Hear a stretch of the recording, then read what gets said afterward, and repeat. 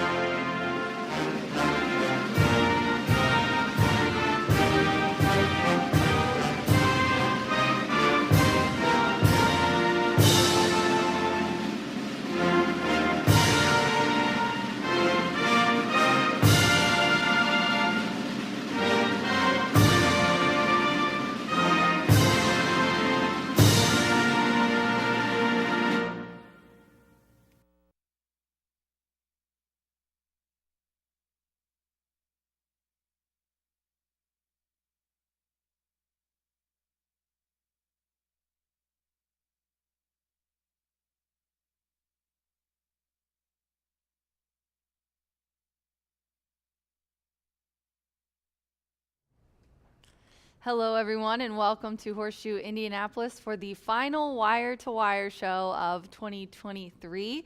It is Friday, closing day, November 17th, and we have an 11 race card today. It is all thoroughbred. Last night was our final quarter horse race.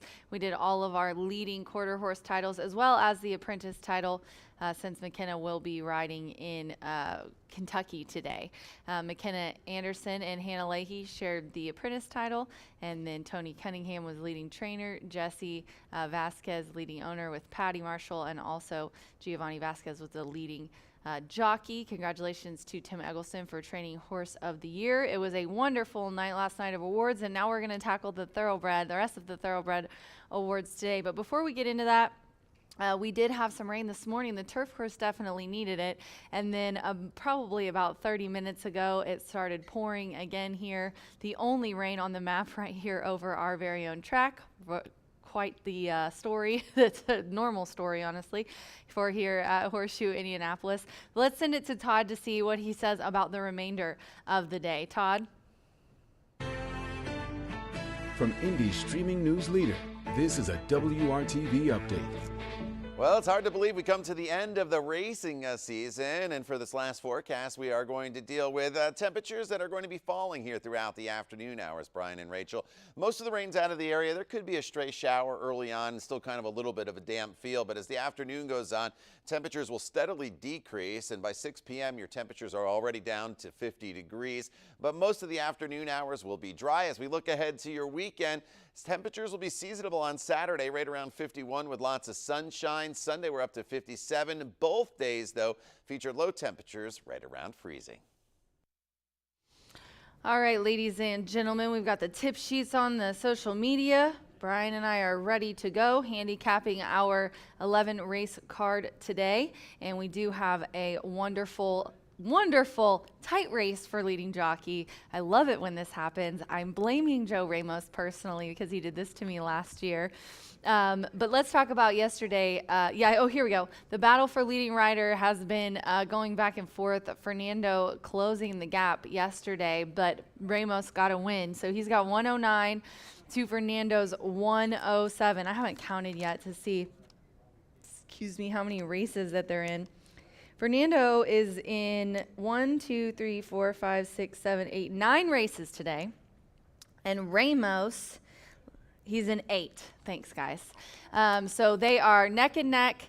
1 race day left. This is it. Fernando has 2 titles. Ramos won last year, and will definitely be counting all day today. Yesterday, Sammy Bermudez had a riding triple. He has been in fuego these last couple weeks of the meet. Riding double went to Fernando, and that is 7 wins in 4 days of racing this week. 12 total for 10 days of racing in November. And then we also had a training double. Randy Klopp, he also sitting second in the standings to Gennaro Garcia, who got leading trainer this year. Had a couple of wins, and he's got some good chances as well today. So let's take a look at the final standings going into today's meet for Thoroughbred. We already went over Ramos and Fernando. Congratulations to Sammy for finishing out third. And Gennaro cinched it this year with 73 to Klopp's 64. And then Tony Granite's an amazing year and has Horse of the Year, 33 to top out the standings here for top 3 of the 2023 meeting. Yesterday, Brian hit the early pick 5. It was his 19th winning ticket of the season, and it paid $287. He had 6 winners. I had 5 yesterday for our free tip sheets, and congratulations to Martha on another wonderful year handicapping quarter horses here in Indiana. She had 63 winners with a win percentage of 29.3% and a top 3 percentage of 63.7. After the show, I'm going to jump on. We're covering some of the big million-dollar races Sunday at Los Al, Martha and I, with Jose Contreras. So definitely shout out to my quarter horse peeps. It was a wonderful year for them, and obviously I can't wait to see Martha until next year. We had a claims record as well, 174 claims and more than $2.1 million heading into the final day of racing. And I've already mentioned pretty much everyone that we are going to give awards to. As I said, Gennaro leading thoroughbred trainer. And then we're going to announce if it's going to be Fernando or Ramos later today in the card. Leading thoroughbred owner is Spies Stable. Randy Klopp wins their 3rd straight leading owner title. I know Roger is at the sale. I put it a little bit later, see if we can't get Roger to come out here to the track. If not, Klopp obviously will be here to accept the award. They're a very powerful team, so congratulations to them. And then It's Forever from the Tony Granite's stable. Scratched today, but did win Horse of the Year with 5 races, pulling in $244,000 in earnings. So congratulations to her. And then the NHC qualifier, don't forget that is September 2nd. So even though we're not going to race today, we will be back up here in the clubhouse for the NHC qualifier. Join us. It is going to be on nationwide races, $500 live money buy-in.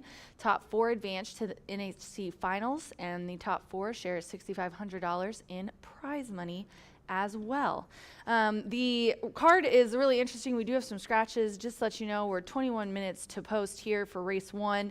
Race 1 is a claiming for 12.5. It was on the turf. It's now going to be on the dirt. And then the second race is a bottom level claiming. There's only 1 scratch in there of the 3. And then the third race is a 3-year-old nut filly mare allowance. And this has been taken off the turf. There are some scratches here, 1, 3, 5, 7, 11, and 14. The MTOs do draw in the also eligibles, including Diamond Solitaire. So it's going to be pretty interesting to see. You can get Brian's free tip sheet. He put together a ticket for the early and late pick 5, as he always does. The 4th race is a 3-year-old nut Indiana bred fillies and mares. It was slated 6 furlongs for the dirt. It's on a sloppy main track. 1 is out of that race. And then the 5th race is a maiden special weight. It was 5/8 on the grass. It's now 5/8 on the main. 1, 4, and 9 are out. The also eligible draws in. And then don't forget, because we have some 11 races, the pick 5, the late pick 5, will start in the 7th race with a 2-year-old maiden routing on the slop. We're going to get out of here so that everybody can get to handicapping. We did get some rain and now are sloppy, so maybe you want to make some adjustments. I tried last minute today. We'll see if it plays out for me here. We're just 20 minutes to race 1 here at Horseshoe Indianapolis. And good luck to everyone on closing day.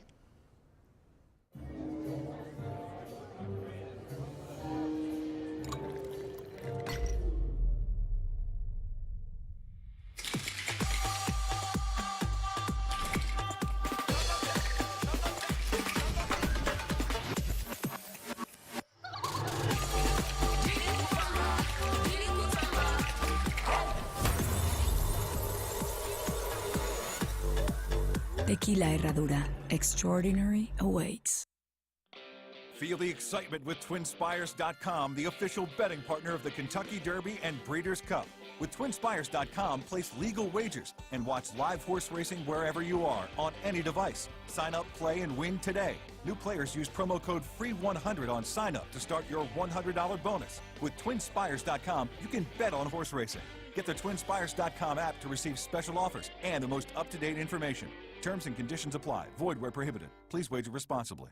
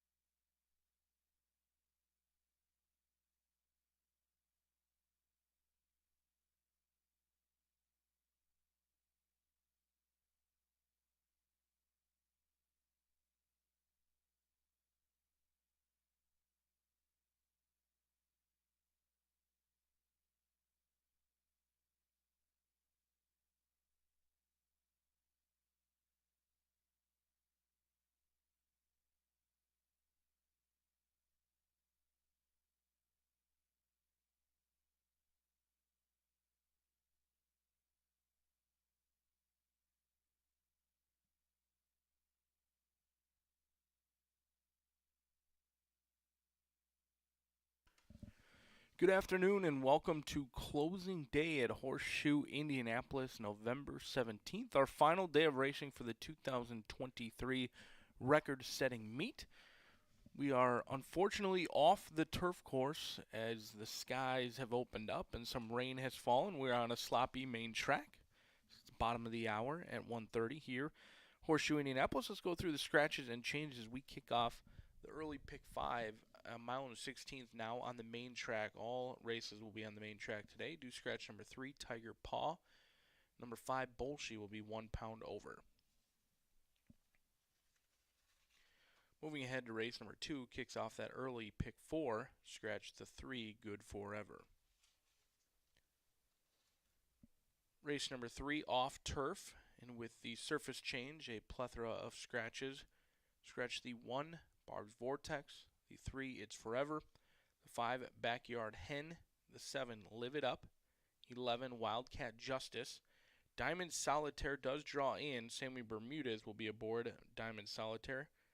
Scratch number 14, Methodology. Do note number 13, Happy Helen, will also race.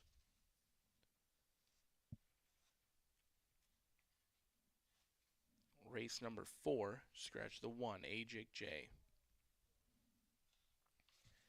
In race 5, another race that was originally carded for the turf course, now 5 furlongs on the main track. Scratch the 1, Savecracker Sue, the 4, What a World, and the 9, I'm About to Go. Number 13, Will Run. Number 6, off turf yet again. 5 furlongs on the main track. No Pentafecta in race number 6. Do know no Pentafecta. Scratch the 2, Never Have I Ever. Number 4, One for Richie. Number 5, Finestra. Albin Jimenez picks up the mount aboard number 5. Number 7, First Squadron, also a scratch, as is number 8, Grand Hideaway, along with All Jokes Aside, and Stubborn Kind of Fella is out of the 6th. Race number 7, 1 mile on the main track. Again, no Pentafecta wagering in race number 7. Number 2, Gerardo Corrales picks up the mount. Corrales aboard number 2. Scratch the 4, 6, and 8. 4, 6, and 8 come out of the 7th. In race number 8, your final pick 4 opportunity begins in race number 8. Scratch the 2, Spoke, and the 7, Bluegrass Prayer. In the 9th, number 2, Mystery Impact will be 1 pound over. Number 9, Snurdly, is scratched. The 10th, your final daily double of the meet, will scratch number 6, Infinity's Warrior, along with number 9, Enjoy the Kraken. The 11th and final, Clear of Change.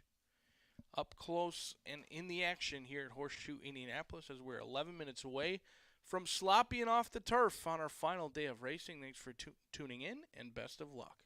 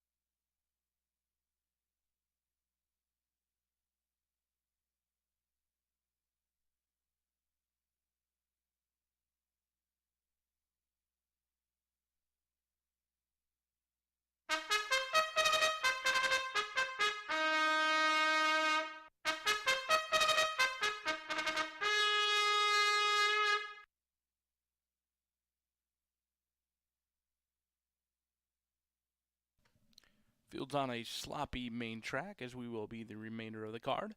Scratch number 3 out of the opener. We kick off the final early pick 5 of the meet in 5 minutes.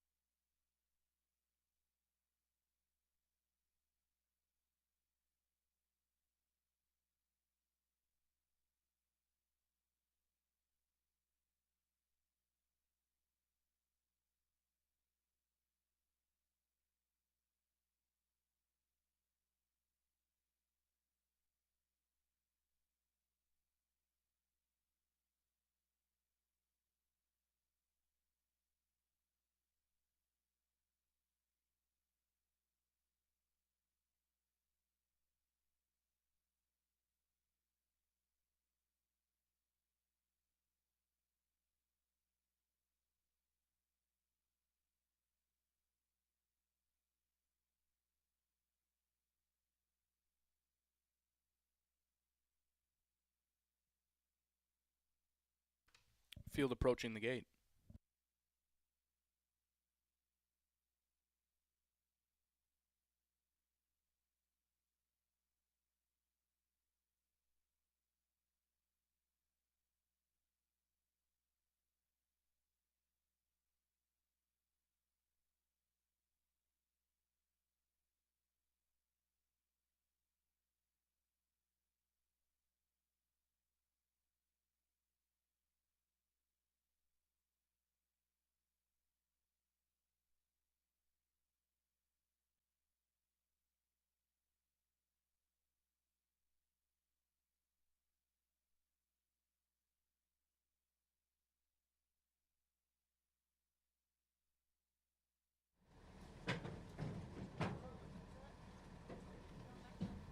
First few have gone in. Midnight Channel and Drama Critic. Now King of Truth goes in alongside Air Marshal. Sylvester with our leading rider, current leading rider, Joe Ramos aboard. Last one in will be Some Are Blessed. Blessed we are to be racing one more day here at Horseshoe Indianapolis. They are off on a Friday at Horseshoe Indianapolis as Drama Critic at 5-1 broke a little bit tardy, but Bolshe wastes no time going right to the lead, and Bolshe clears off from King of Truth. Alongside of that is Sylvester and Some Are Blessed as King of Truth in a tight spot between Bolshe and Some Are Blessed into that first turn. Then comes Midnight Channel in fourth alongside Sylvester, two back to Drama Critic with Air Marshal, and Broken Justice can see them all. 24.13 through that opening quarter in the slop, and Bolshe at 6-5 is under a tight rein from Alberto Burgos as he's going to try and slow down that speed on the backside. King of Truth alongside Some Are Blessed are content to let him go a length clear. Midnight Channel is being asked to get into it now, and alongside Sylvester then comes the slow starting Drama Critic, and still a lot of work to be done for Air Marshal and Broken Justice through a half mile in 48.17. Bolshe's still clear into that far turn. Bolshe's yet to be asked for a run, while King of Truth being nibbled at. Midnight Channel's made up a lot of ground down on the inside, and Rafael Mojica Jr. is cutting into that margin along with Sylvester. Drama Critic stuck in traffic, and Drama Critic just had to check from in between horses with Air Marshal, and King of Truth is all done for the day. But it's Bolshe to catch at the top of the lane. Alberto Burgos just shakes the rein at Bolshe, and Bolshe kicks away clear. It's Bolshe's race at the 8th pole, and Bolshe by 4, by 5. It was never in doubt for Bolshe, who hopped over the tracks, but still no issues, as Bolshe makes it look easy on the front end from Midnight Channel and Air Marshal in 146.45.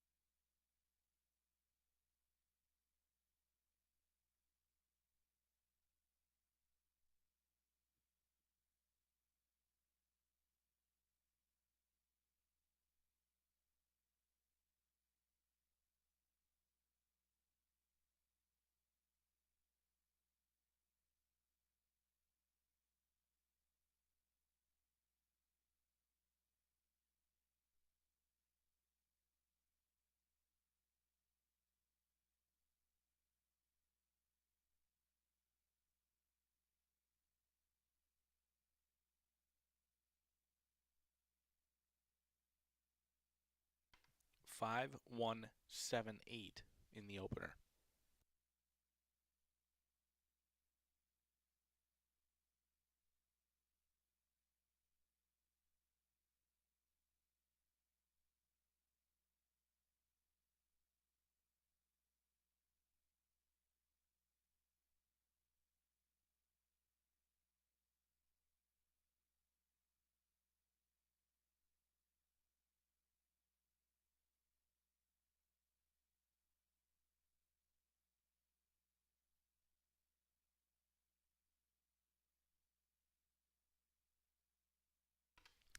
Entering the high bar real estate wonder circle is Bolshe, a 3-year-old dark bay gelding by Revolutionary out of Miss Cindy's Walkin' By, bred in Indiana.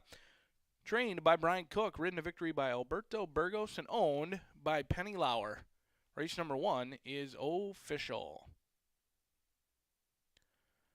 First exact of the day returns 34.40, 50-cent trifecta 41.35, 10-cent superfecta 62.87. Race number 2, 19 minutes from now.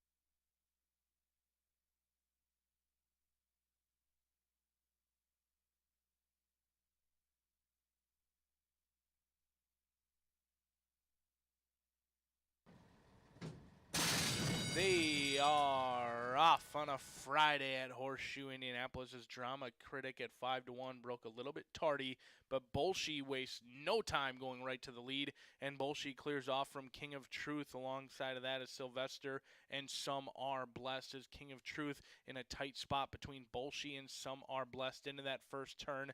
Then comes Midnight Channel in fourth alongside Sylvester, 2 back to Drama Critic with Air Marshal. And Broken Justice can see them all. 24.13 through that opening quarter in the slop. And Bolshe at 6-5 is under a tight rein from Alberto Burgos as he's going to try and slow down that speed on the backside. King of Truth alongside Some Are Blessed are content to let him go a length clear. Midnight Channel is being asked to get into it now, and alongside Sylvester then comes the slow starting Drama Critic, and still a lot of work to be done for Air Marshal and Broken Justice through a half mile in 48.17. Bolshe's still clear into that far turn. Bolshe's yet to be asked for a run, while King of Truth being nibbled at. Midnight Channel's made up a lot of ground down on the inside, and Rafael Mojica Jr. is cutting into that margin along with Sylvester. Drama Critic stuck in traffic, and Drama Critic just had to check from in between horses with Air Marshal, and King of Truth is all done for the day. But it's Bolshe to catch at the top of the lane. Alberto Burgos just shakes the rein at Bolshe, and Bolshe kicks away clear. It's Bolshe's race at the 8th pole, and Bolshe by 4, by 5. It was never in doubt for Bolshe, who hopped over the tracks, but still no issues, as Bolshe makes it look easy on the front end from Midnight Channel and Air Marshal in 146.45.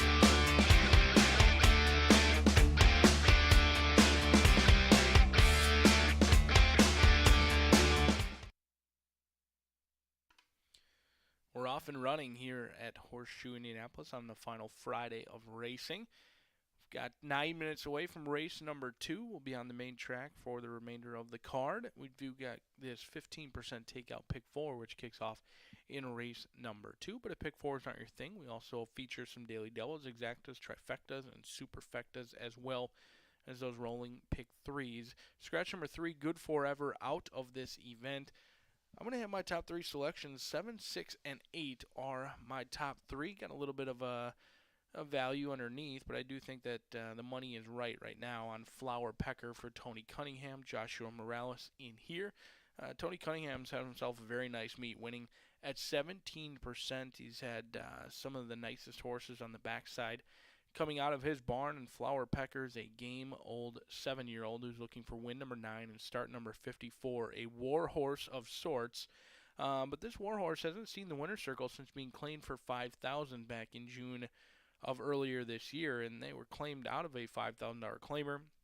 They went on to win at 6-5 that day. Since then, 4th, 5th, 3rd, 4th, 2nd. So they've paid their way since that claim. They have faced tougher competition than they will see today. Many of those races were in protected spots, also against open company as well. So I think Flower Pecker will appreciate being back against some easier foes today. And the last time they touched this class level, they were an easy winner at 6-5, right as they are on the board right now.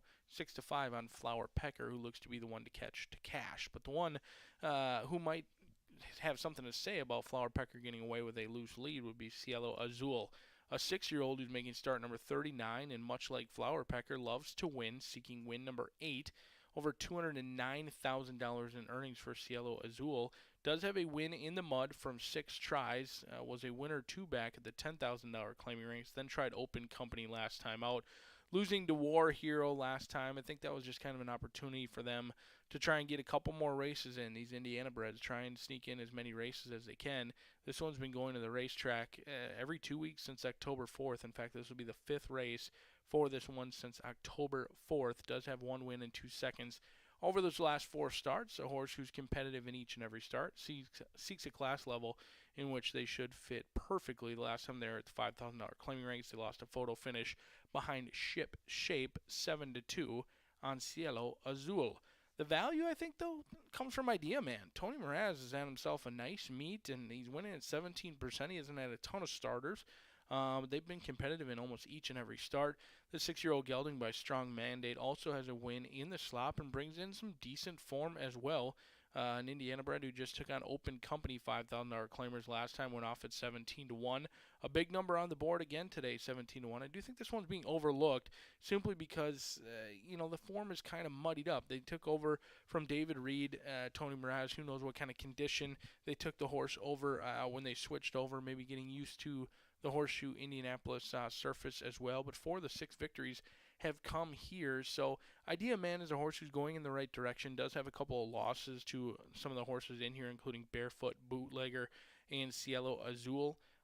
So I think that makes it look to be much worse than it currently is for Idea Man, who looks plenty fit down here in the walking ring. No worse for the wear, and a horse who's got a win on a sloppy track. But I'm going to try and get Flower Pecker home a winner in this spot. 7, 6, and 8, as they'll be on the track shortly, and they'll be at the gate 5 minutes from now.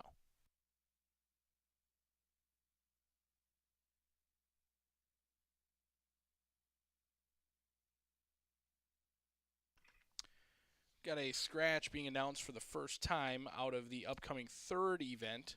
Moving ahead to race number 3, scratch number 10, Gray Vixen. Number 10, Gray Vixen, now a scratch out of race 3.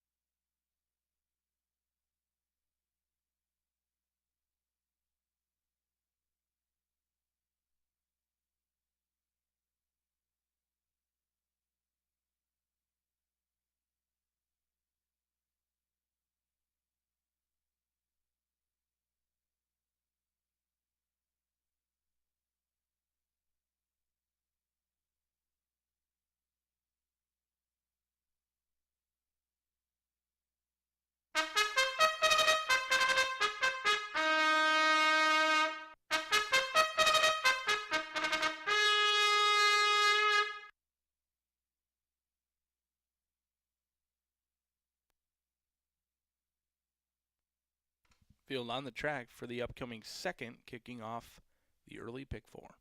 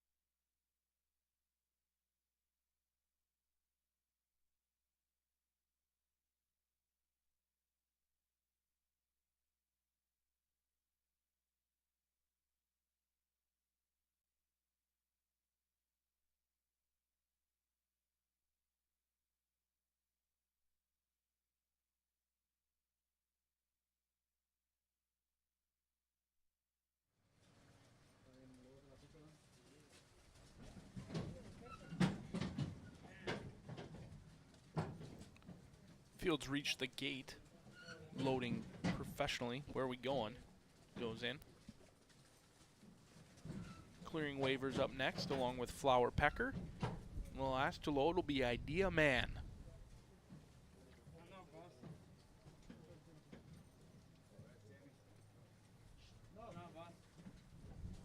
They're in. They're out. They're off and racing as Flower Pecker broke well, as did Idea Man to the outside, but none as quick as Flower Pecker, Barefoot, Bootlegger, and Where We Going. Set to try and keep that one company on the front end with Clearing Waivers as they start to separate themselves. Then comes Cielo Azul as Barefoot, Bootlegger now back in fifth with Idea Man. And Baker's Man is 7 lengths off of a hot early pace as Flower Pecker going to be challenged with Clearing Waivers on the inside and Cielo Azul on the outside through an opening quarter in 23.09 as Flower Pecker looking to keep that nose in front from Cielo Azul. Clearing Waivers down on the inside, wondering where the turf is as they're on the main track for the first time in some time. And it's Cielo Azul approaching Flower Pecker as these two now clear from Clearing Waivers. Who's going to try again on the outside? Barefoot, Bootlegger just spinning the wheels in the mud, as is Baker's Man along with Idea Man, as Cielo Azul and Flower Pecker still battling it out. Clearing Waivers still in with a chance, but now Cielo Azul inching clear from Flower Pecker, and Cielo Azul gets the job done in the slop. 6.74 in 111.54.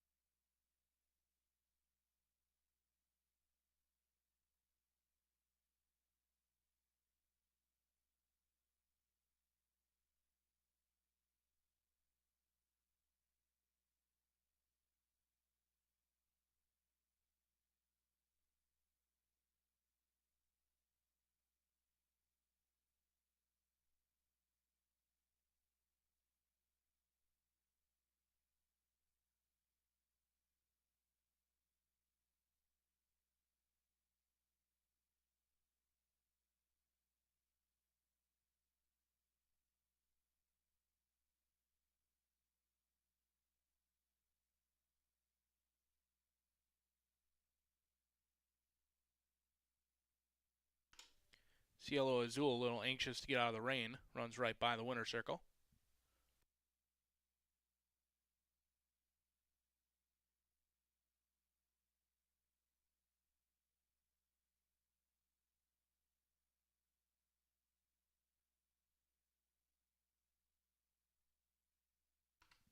Race 2 is official. 460 for Cielo Azul.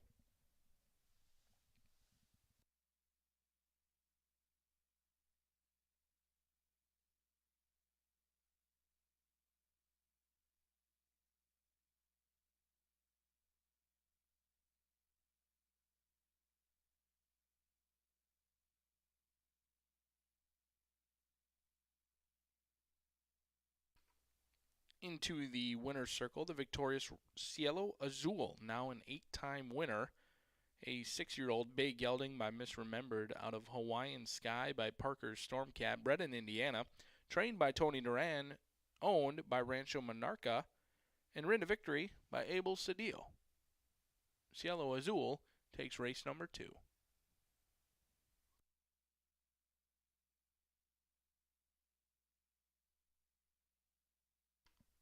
$2 exacta, $10.20. 50-cent trifecta, $12.40. First daily double of the day returns $14.20. The 10-cent superfecta, $5.49.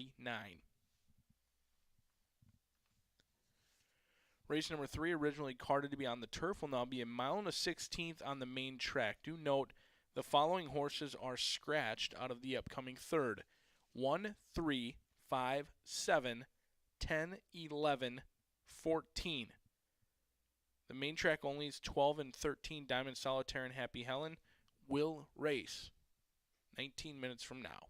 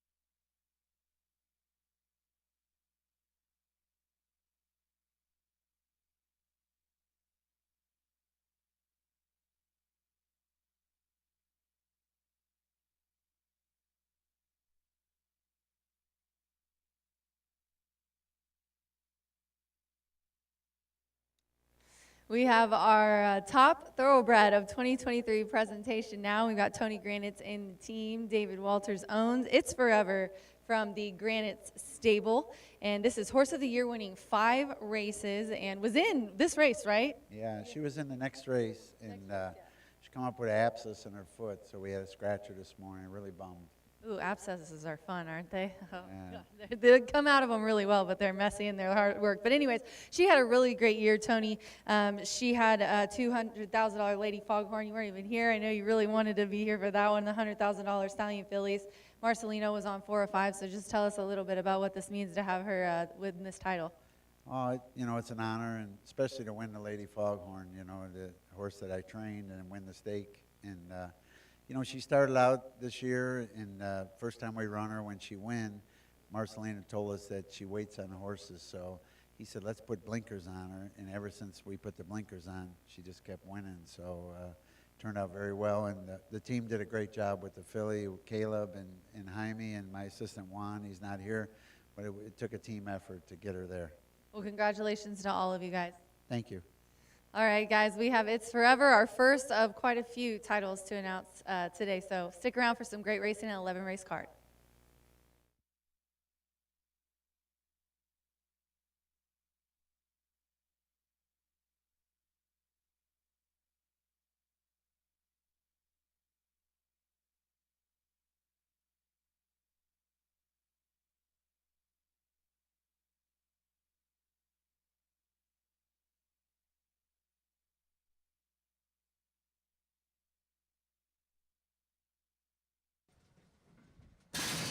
They're out. They're off and racing as Flower Pecker broke well, as did Idea Man to the outside, but none as quick as Flower Pecker, Barefoot, Bootlegger, and Where We Going. Set to try and keep that one company on the front end with Clearing Waivers as they start to separate themselves. Then comes Cielo Azul as Barefoot, Bootlegger now back in 5th with Idea Man. And Baker's Man is 7 lengths off of a hot early pace as Flower Pecker going to be challenged with Clearing Waivers on the inside and Cielo Azul on the outside through an opening quarter in 23.09 as Flower Pecker looking to keep that nose in front from Cielo Azul. Clearing Waivers down on the inside. wondering where the turf is as they're on the main track for the first time in some time. And it's Cielo Azul approaching Flower Pecker as these two now clear from clearing waivers. Who's going to try again on the outside? Barefoot Bootlegger just spinning the wheels in the mud, as is Baker's Man along with Idea Man, as Cielo Azul and Flower Pecker still battling it out, clearing waivers, still in with a chance, but now Cielo Azul inching clear from Flower Pecker, and Cielo Azul gets the job done in the slop. 6.74 in 111.54.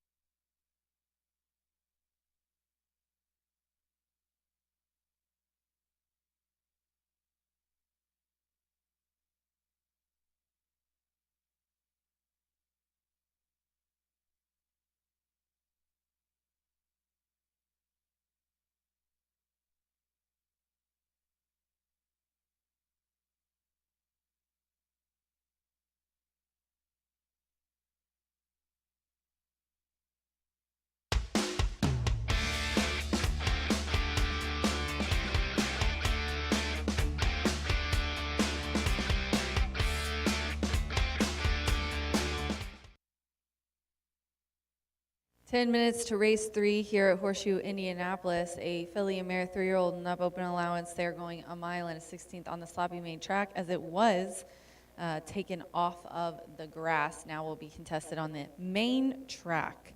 The scratches and changes are as follows. The 1, 3, 5, 7, 10, 11, and 14 are out of this race. Sammy Bermudez will ride the 12, and that is Diamond Solitaire. Already saw a couple of the owners. I don't think there's ever a time Diamond Solitaire does not run that someone isn't here to support her. So my top selection, the 5-year-old mare who has been in handicap company in the premier races here the last few, is dropping down back into allowance, and right now is 3-1 on the tote board.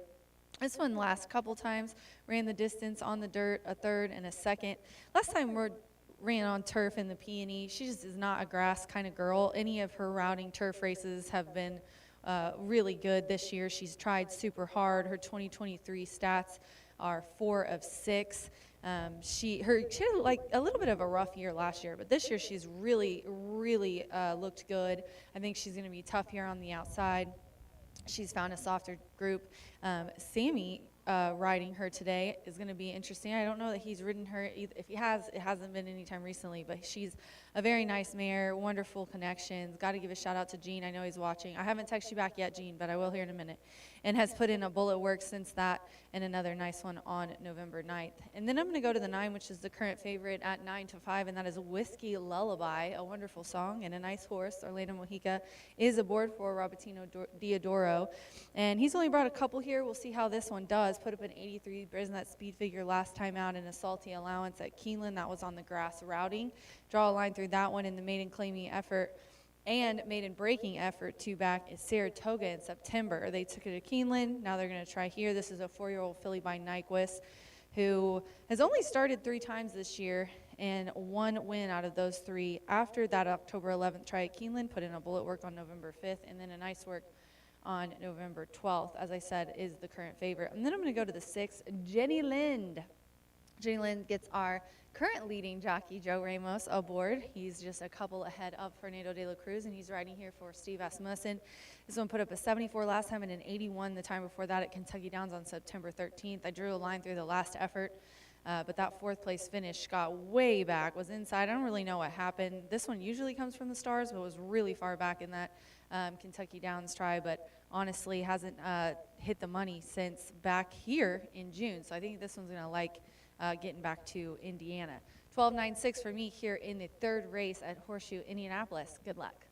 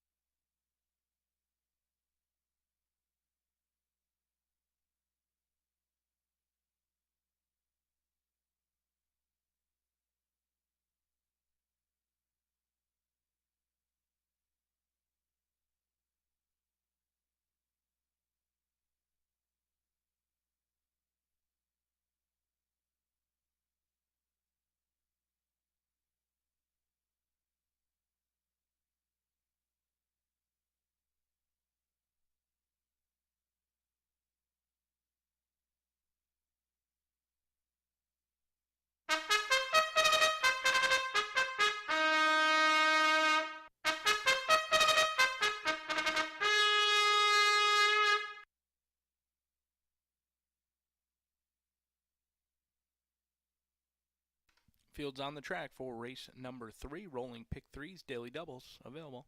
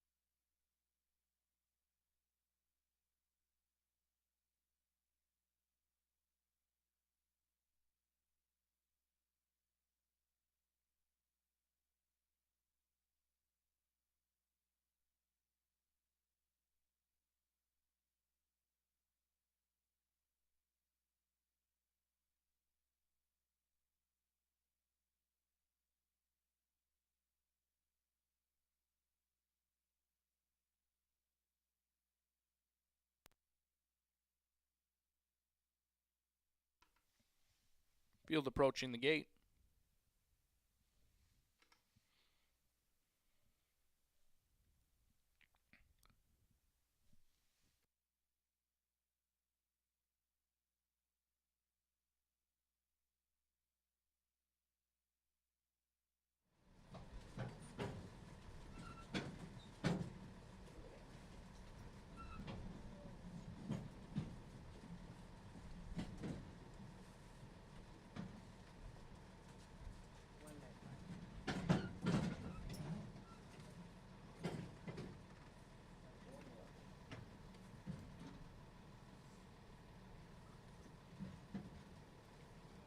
Last to go in will be Happy Helen, alongside of the classy Diamond Solitaire.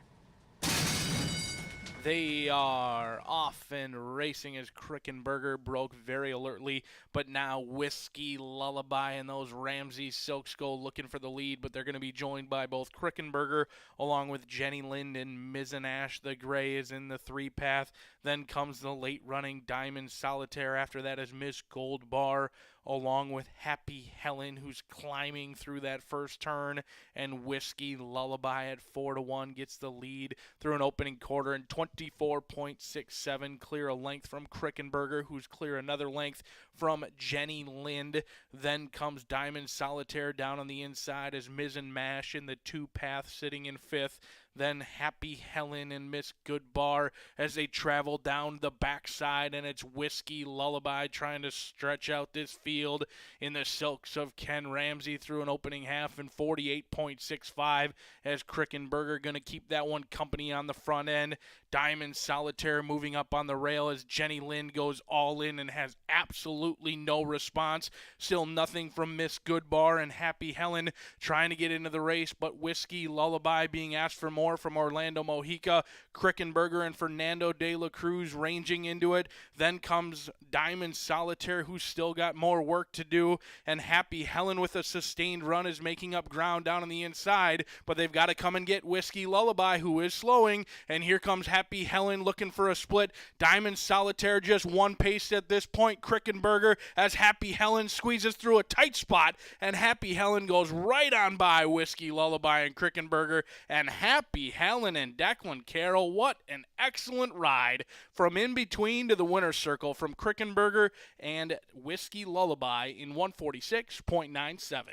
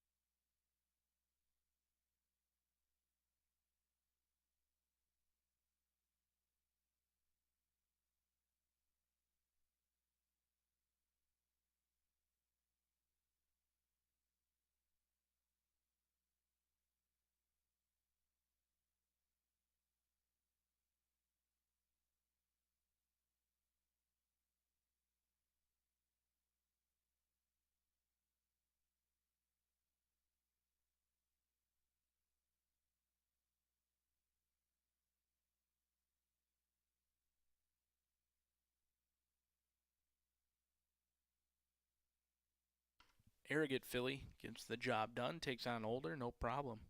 13, 2, 9, and 4 in 146.97, still unofficial.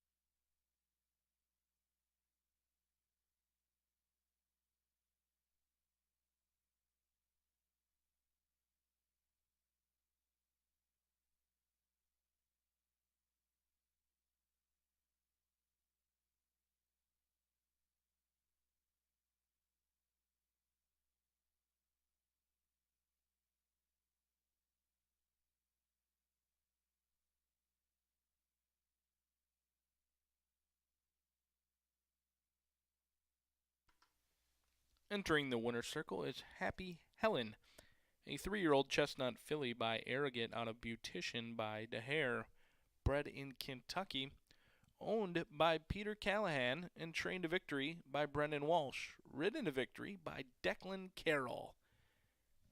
Happy Helen goes on to take the third. Race number 4 coming up just now 20 minutes from now. 6 furlongs the distance. Scratch number 1, Ajik J. Number 1 out of the 4th. Still waiting for this race to go official.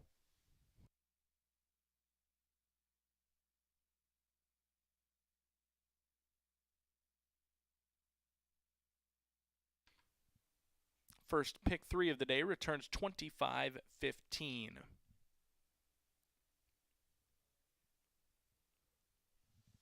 $2 exact to 13 and 2, 106. 50-cent trifecta, 250.20.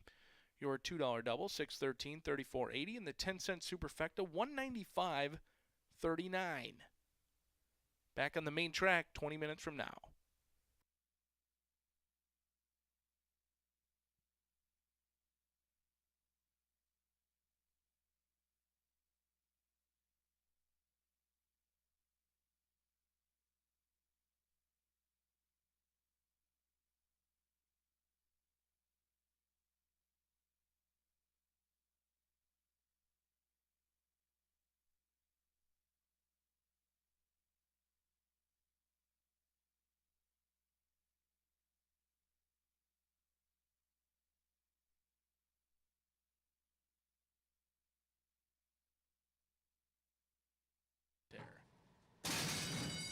They are off and racing as Krickenberger broke very alertly, but now Whiskey Lullaby and those Ramsey Silk Skull looking for the lead, but they're going to be joined by both Krickenberger along with Jenny Lind and Mizanash. The gray is in the 3-path.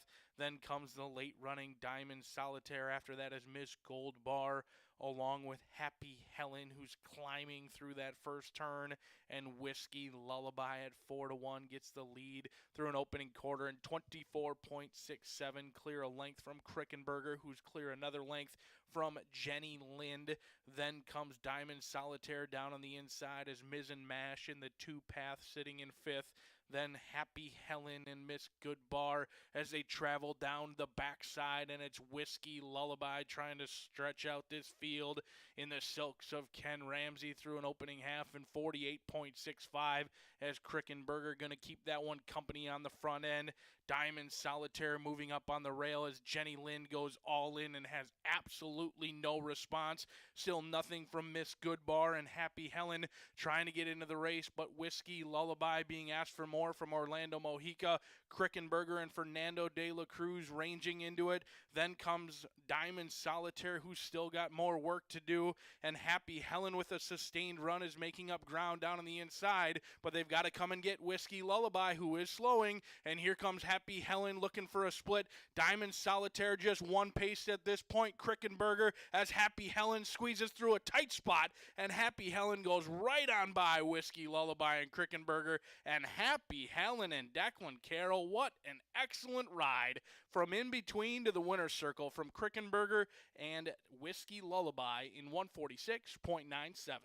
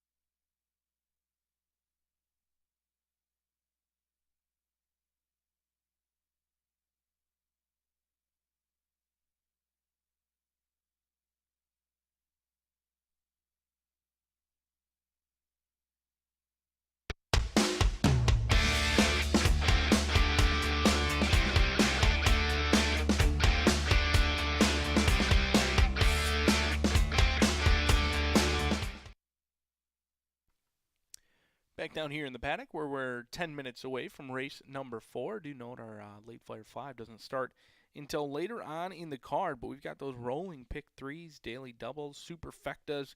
Scratch number 1, Ajik J out of this event. I'm going to try number 3 on top.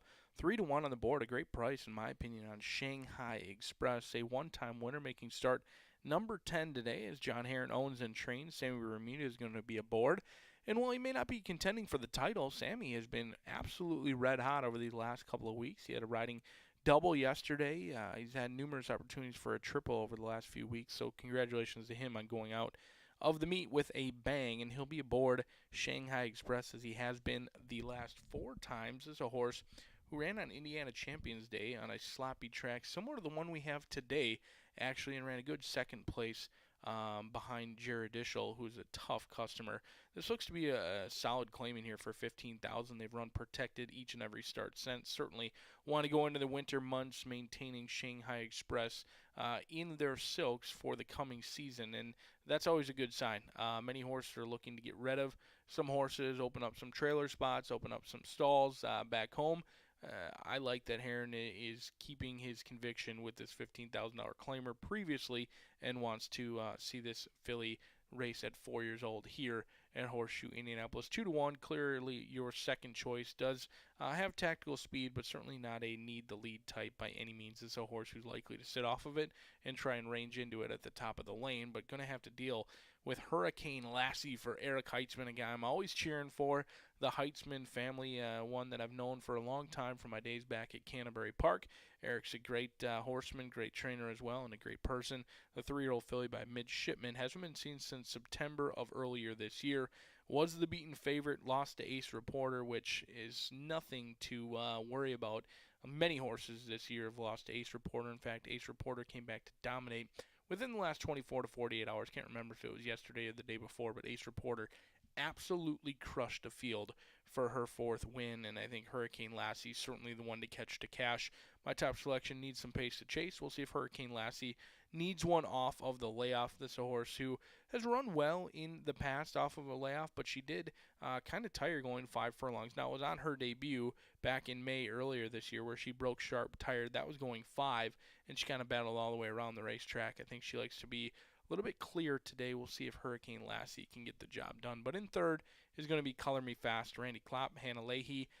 You saw Miss Leahy be awarded one of our apprentices of the year. Congratulations to her, and hopefully she can go out with a winner in here with Color Me Fast, a 3-year-old filly by Can the Man, who's taking on winners for the first time, is running protected after getting the maiden breaking score at the maiden claiming rank. So it is a big jump up, and you can see horse went off at 2-5 last time in much tougher waters today, 10-1 on Color Me Fast. But we'll see if Shanghai Express can't provide an expressway right to the winner's circle. Currently your second choice, 5-2 on the board. If you can find your way around the 3 or the 6, there's a lot of value out there, but it's only value if it's the winning kind. We'll find out 7 minutes from now.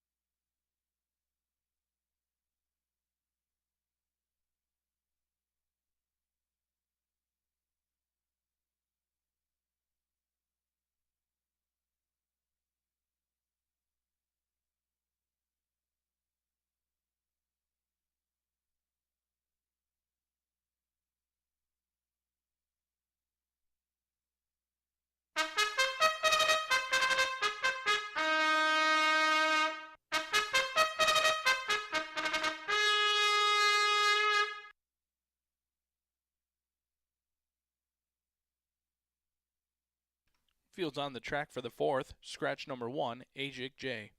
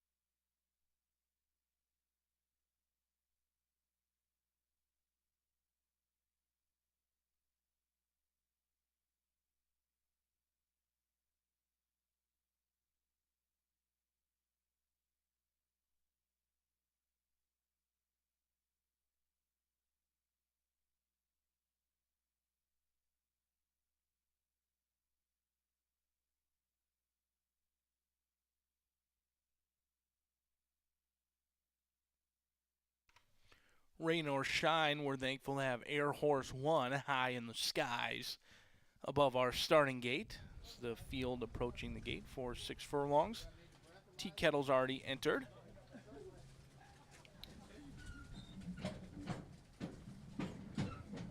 Currently favored and favored throughout is Hurricane Lassie.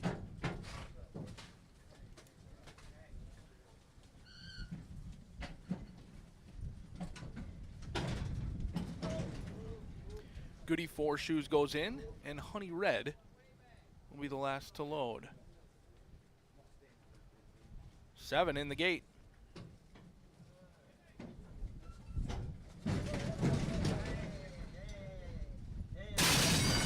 They are off and running as Honey Red goes to the lead in Gio's Baby Girl. Away just a half step slow, but now Hurricane Lassie finds her best stride, and Hurricane Lassie puts that nose in front from the quick starting Honey Me Red, who's going to have to track in the 3-path. Color Me Fast is quick away as well. We've got a 3-headed speed duel setting up from Tea Kettle and Shanghai Express. Sammy Bermudez asking her to keep pace through an opening quarter in 23.65. Gio's Baby Girl finds her best stride after being slow away, and Goody Four Shoes is under an all-out drive from Manny Esquivel as Color Me Fast and Hurricane Lassie still a half-length clear from Honey Red at the top of the lane. Shanghai Express rounding into 4th. Then comes Gio's Baby Girl. Tea Kettle looking for an aqueduct down on the inside as the top 3 have done themselves no favors. And here comes Honey Red on the outside. Shanghai Express shifting out, and here comes Shanghai Express along with Gio's Baby Girl. They're trying to get to Honey Red. Hurricane Lassie had nothing off the layoff, and Shanghai Express goes right on by at 9-5, and Shanghai Express gives Sammy Bermudez another winner in 112.85.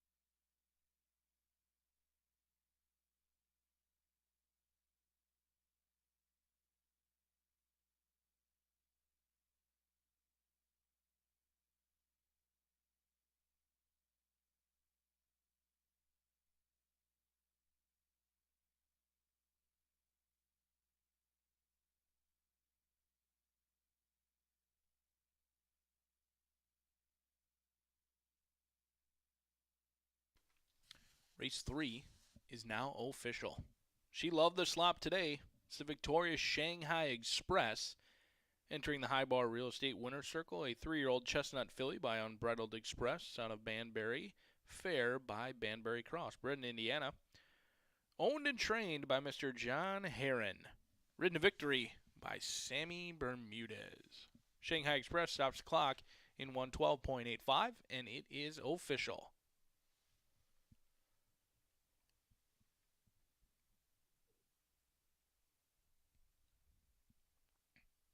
$2 exacta, 37.20, 50-cent trifecta, 41.35. Your $2 double, 13 and 3, $49.60. The 50-cent pick 3, $28.90. 10-cent superfecta, $22.35. Race number 5 coming up 23 minutes from now. Do scratch numbers 1, 4, and 9 out of race number 5. This one originally carded to be 5 furlongs on the turf will now be run at 5 furlongs on the main track.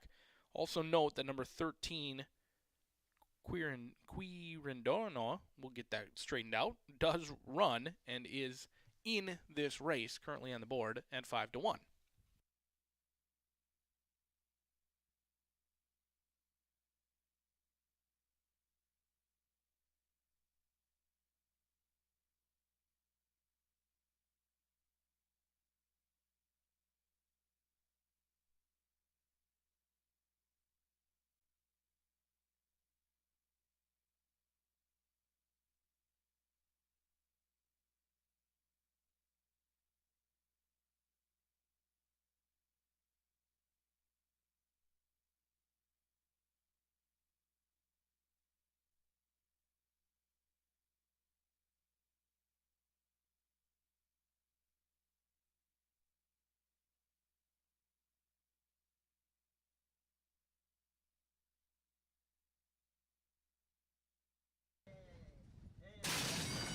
They are off and running as Honey Red goes to the lead and Gio's Baby Girl away just a half step slow, but now Hurricane Lassie finds her best stride, and Hurricane Lassie puts that nose in front from the quick starting Honey Me Red, who's going to have to track in the 3-path. Color Me Fast is quick away as well. We've got a 3-headed speed duel setting up from Tea Kettle and Shanghai Express. Sammy Bermudez asking her to keep pace through an opening quarter in 23.65. Gio's Baby Girl finds her best stride after being slow away, and Goody 4 Shoes is under an all-out drive from Manny Esquivel as Color Me Fast and Hurricane Lassie still a half-length clear from Honey Red at the top of the lane. Shanghai Express rounding into 4th. Then comes Gio's Baby Girl. Tea Kettle looking for an aqueduct down on the inside as the top 3 have done themselves no favors. And here comes Honey Red on the outside. Shanghai Express shifting out, and here comes Shanghai Express along with Gio's Baby Girl. They're trying to get to Honey Red. Hurricane Lassie had nothing off the layoff, and Shanghai Express goes right on by at 9-5, and Shanghai Express gives Sammy Bermudez another winner in 112.85.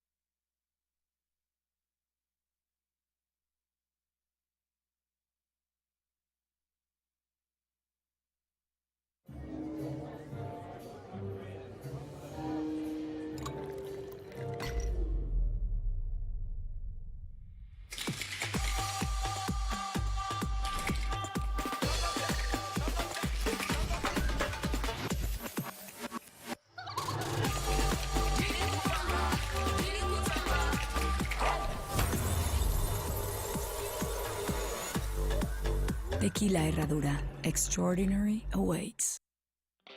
Feel the excitement with TwinSpires.com, the official betting partner of the Kentucky Derby and Breeders' Cup.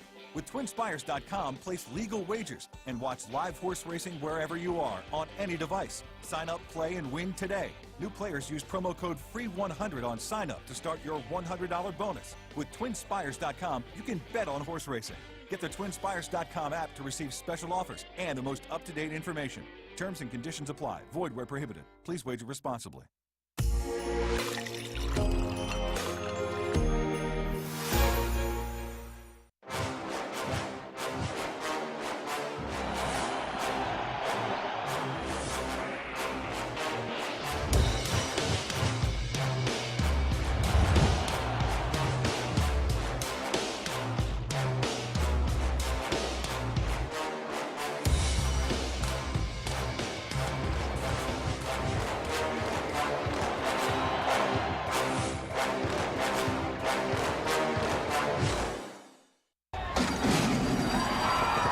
The 2023 Global Symposium on Racing. It's the premier networking event of the year. Connect with the who's who of racing.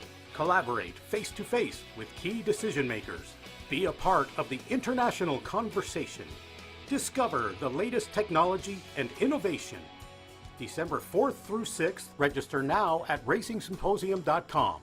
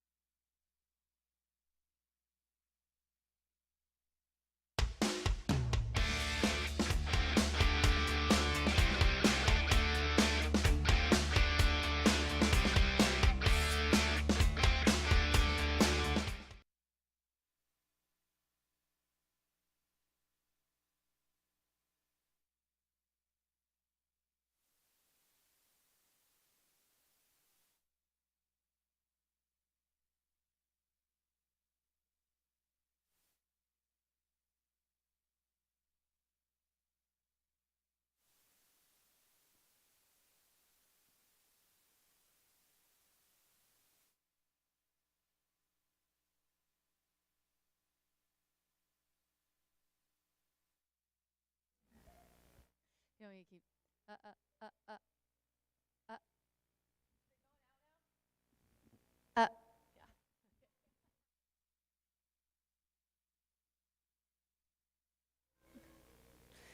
8 minutes to race 5 here at Horseshoe Indianapolis, and we have a 2-year-old maiden special weight. Was slated 5/8 on the grass. We're going 5/8 on the main.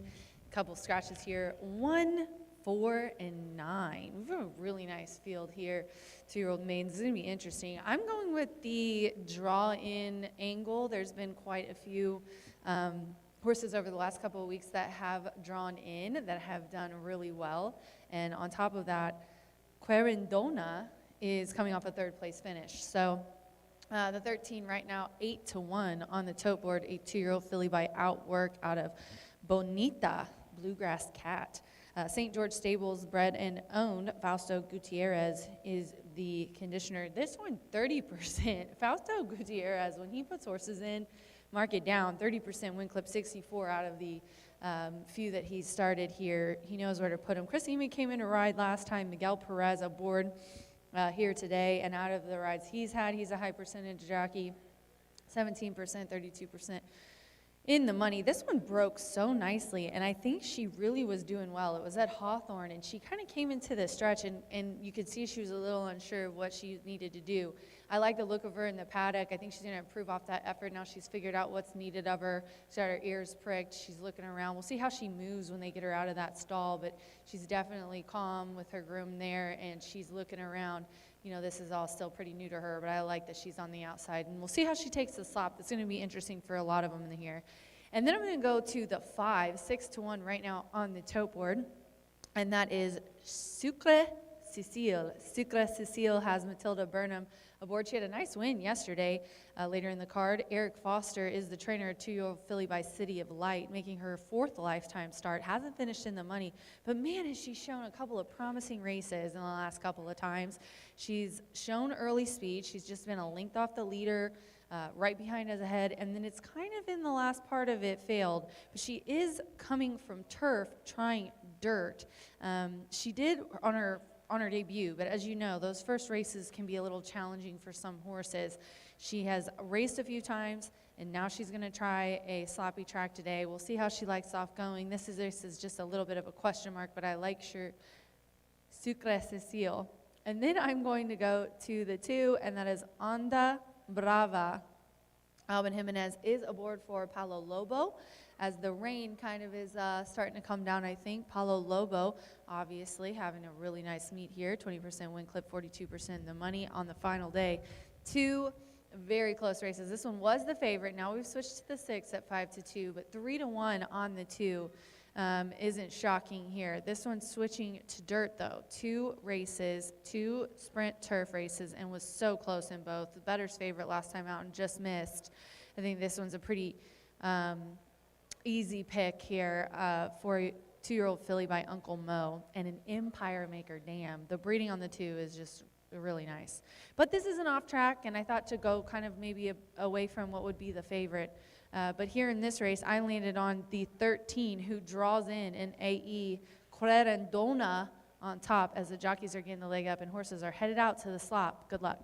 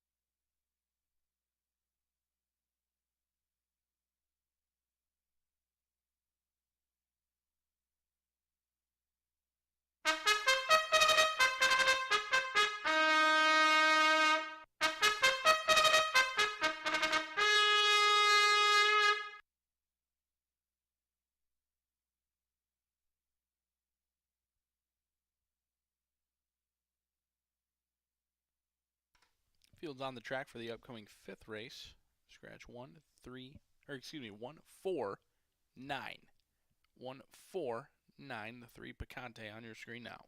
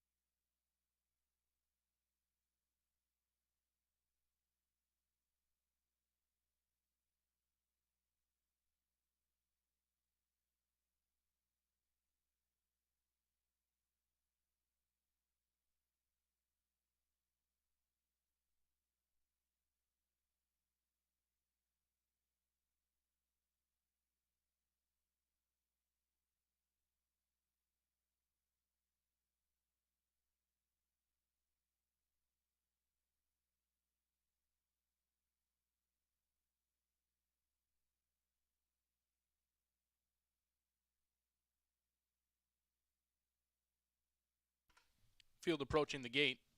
Got just a few minutes to get in those wagers for the upcoming 5th.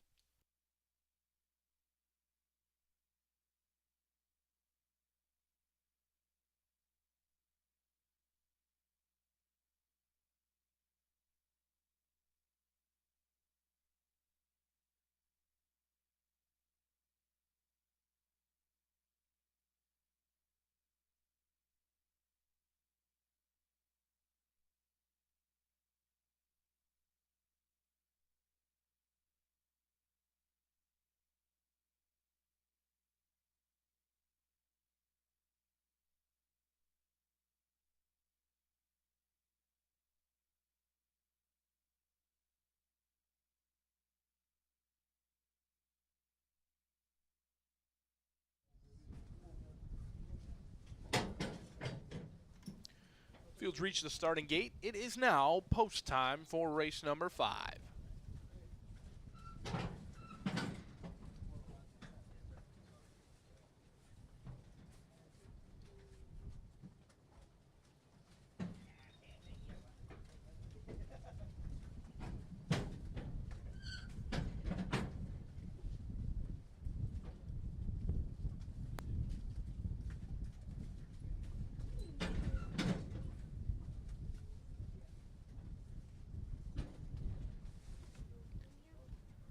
Two-year-old fillies just about set for their 5-furlong sprint. Currently favored is Onda Brava down on the inside.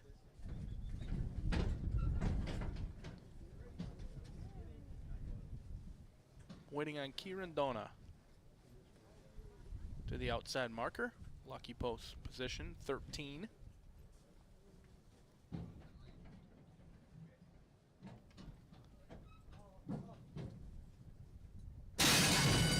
They are off and running as Onda Brava being asked for her best, asked to hold that rail position, but the first-time starter Picante's awfully quick, and Secret Glenda's all souped up and ready to go, and Kieran Dona is 4 wide, trying to avoid a wide journey as Picante the first to back out of it. Then comes Midnight Angel, and Sucre Cecile is moving up alongside of Caddy's Cougar. Then comes Scoot Along, the 2-year-old Cantharos filly has a lot of work to do as Midnight Angel now moving up on the rail. But it's Secret Glenda at 56-1, taking the lead away from Onda Brava. And Secret Glenda cuts for home, and Onda Brava needs to do better than that. Onda Brava is just spinning her wheels down on the inside as Secret Glenda now being attacked by Kieran Dona. And on the outside is Midnight Angel, and Midnight Angel doing things very well as all of a sudden Secret Glenda just repelled Kieran Dona, and Secret Glenda continuing to find more, but Midnight Angel and Secret Glenda has done enough. 56-1 on Secret Glenda.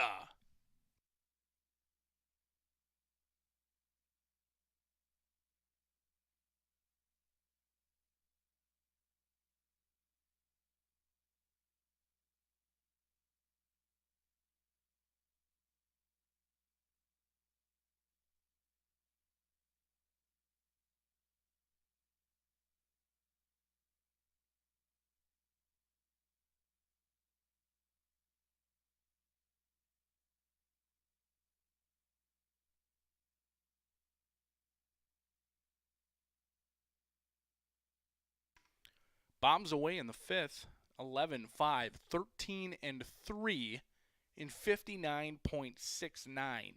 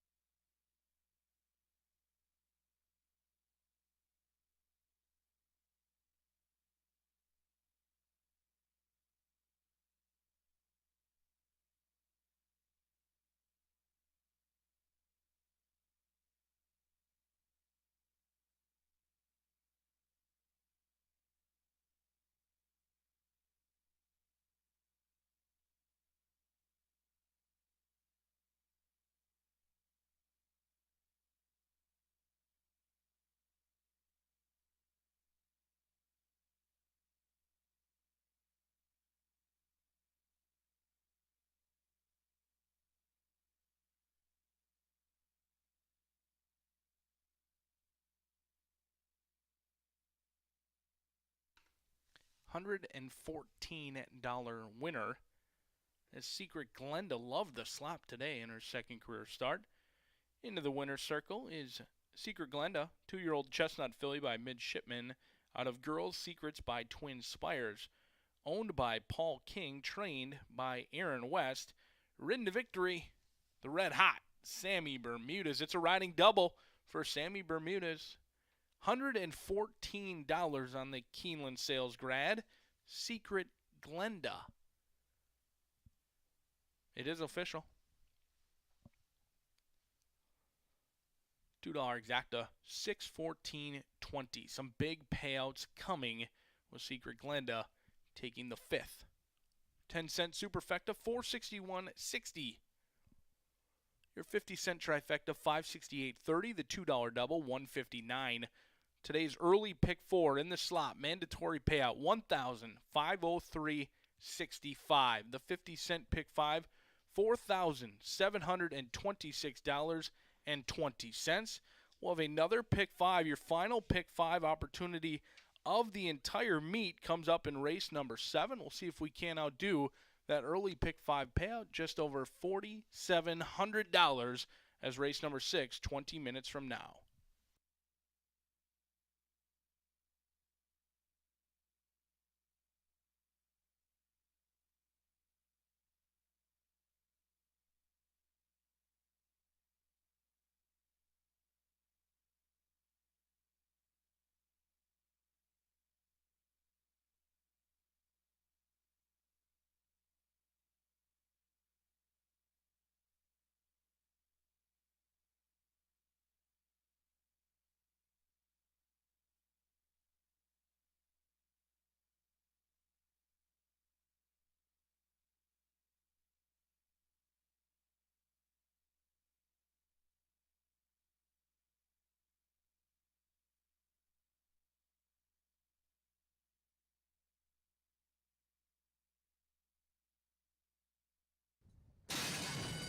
They are off and running as Onda Brava being asked for her best, asked to hold that rail position, but the first-time starter Picante's awfully quick, and Secret Glenda's all souped up and ready to go, and Kieran Dona is 4 wide, trying to avoid a wide journey as Picante the first to back out of it. Then comes Midnight Angel, and Sucre Cecile is moving up alongside of Caddy's Cougar. Then comes Scoot Along, the 2-year-old Cantharos filly has a lot of work to do as Midnight Angel now moving up on the rail, but it's Secret Glenda at 56-1 taking the lead away from Onda Brava, and Secret Glenda cuts for home, and Onda Brava needs to do better than that. Onda Brava is just spinning her wheels down on the inside as Secret Glenda now being attacked by Kieran Dona, and on the outside is Midnight Angel, and Midnight Angel doing things very well as all of a sudden Secret Glenda just repelled Kieran Dona, and Secret Glenda continuing to find more, but Midnight Angel and Secret Glenda has done enough. 56-1 on Secret Glenda.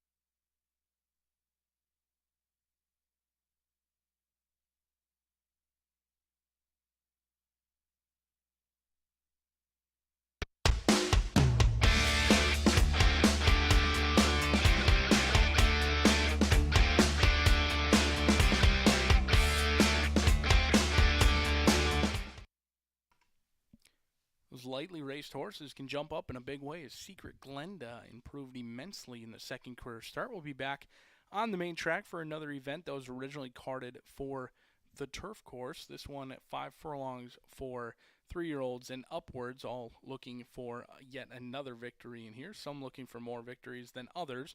I'm going to try number 1 down on the inside.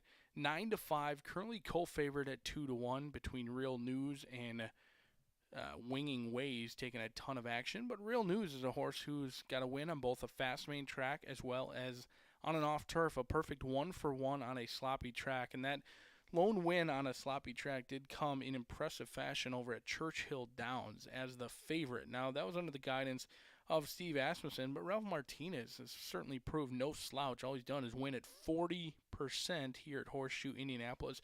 Him and Shorty Perez teamed up for 2 winners yesterday, and they look to pick up right where they left off, and the money has come in on Real News, who's projected to go off at even money, is 9-5 or 2-1 on the board at this point. But based on those DRF projections, which I recommend you take a look at each and every horse racing or each and every racing day, those projections can certainly help. And 2-1 on the board for Real News, projected to go off at even money as we are 10 minutes now away from this race. Number 5 is Finestra, another one who's awfully quick. This Kentucky bred has made a new home here in Horseshoe Indianapolis, has been at Horseshoe Indy for 7 starts on the main track and does have 2 wins in that time.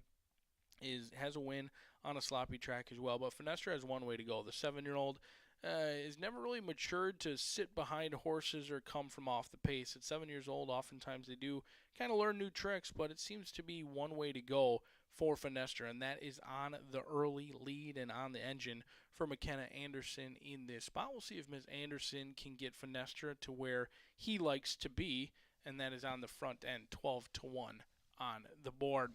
The 9 is 5-1 right now, currently providing maybe the most value as Brian Cook took our opener, and he looks for another winner in here.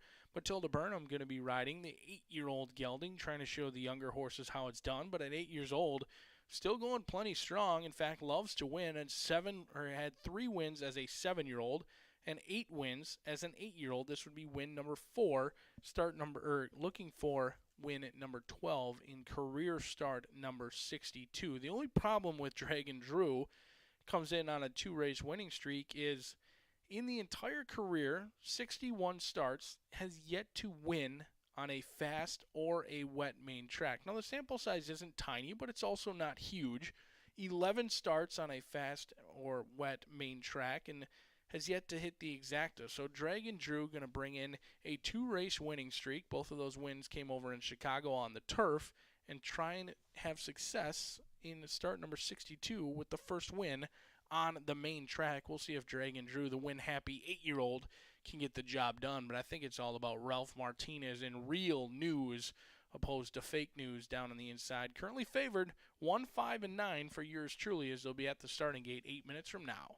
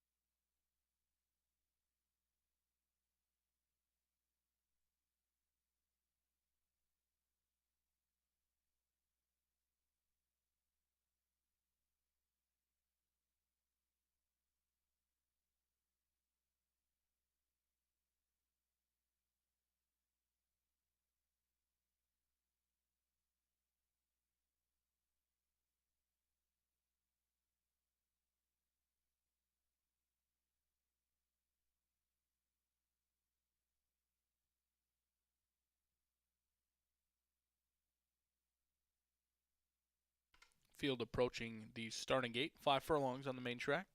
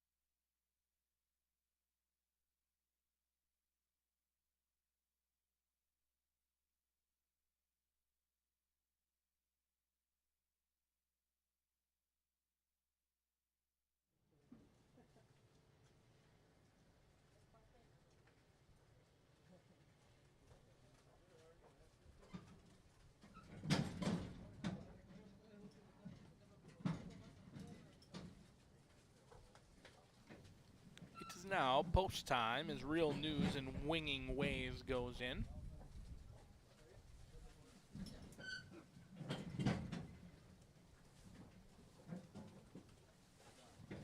Field stretched down to 6 entries with the off-turf event. $12,500 claiming price.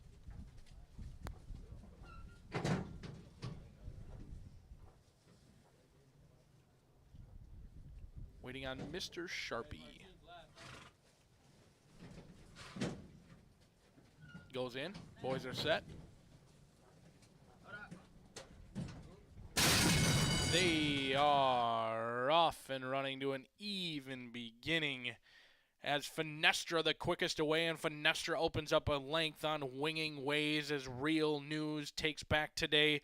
Dragon Drew sitting in third, and outside of that one comes Mr. Sharpie. Then it's 2 lengths back to Real News along with the slow starting Day in the Country as Finestra has company from Winging Ways down on the inside. And there goes Mr. Sharpie, who's a length off of these dueling leaders. Dragon Drew looking to go back to the synthetic or turf as Finestra is under an all-out attack from the inside, and now the outside is Mr. Sharpie at 3-1, goes calling for the lead, and Winging Ways still has more with those white blinkers, and Real News is going to have to do better than that. Day in the Country trying to range into it on a day of long shots, and Finestra is fending off all challengers as Finestra is still digging down deep. Mr. Sharpie isn't giving up, and Mr. Sharpie continuing to fight, but Finestra makes every pole a winning one.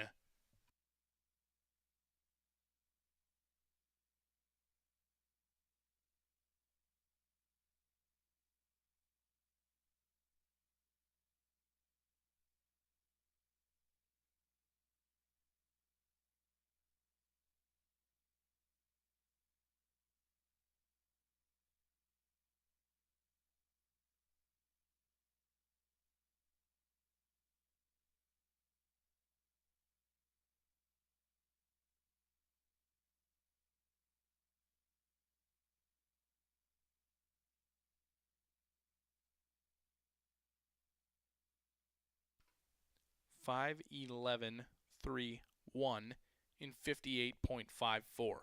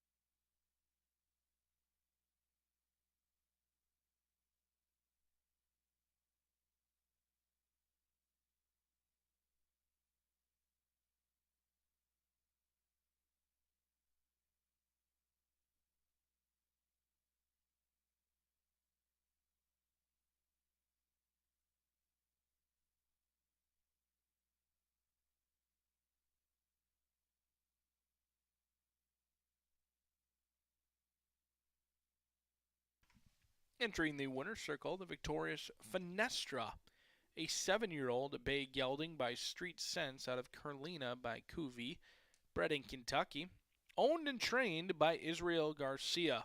Elbin Jimenez picks up the mount and reports right to the winner's circle. Race 6 is now official. No pentafecta wagering in race number 6. Refunds are available on the pentafecta. $2 exacta returns $20.60. The 50-cent trifecta $23.25. Your $2 double $11.5, $552.40. 10-cent superfecta $7.66.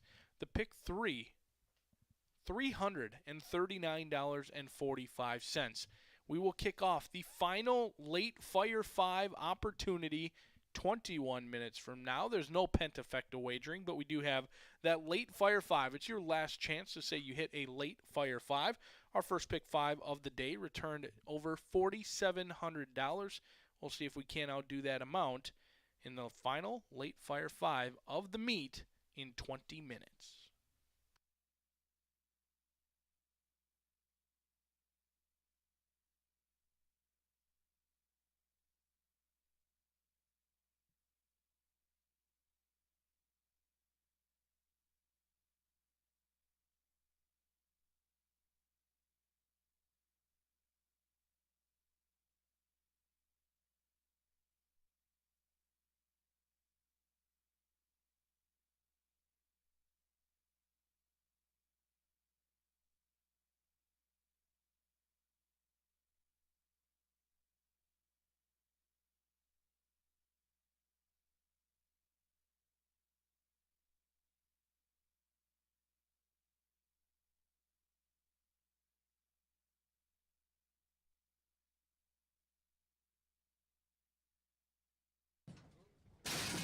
They are off and running to an even beginning as Finestra, the quickest away, and Finestra opens up a length on Winging Ways as Real News takes back today.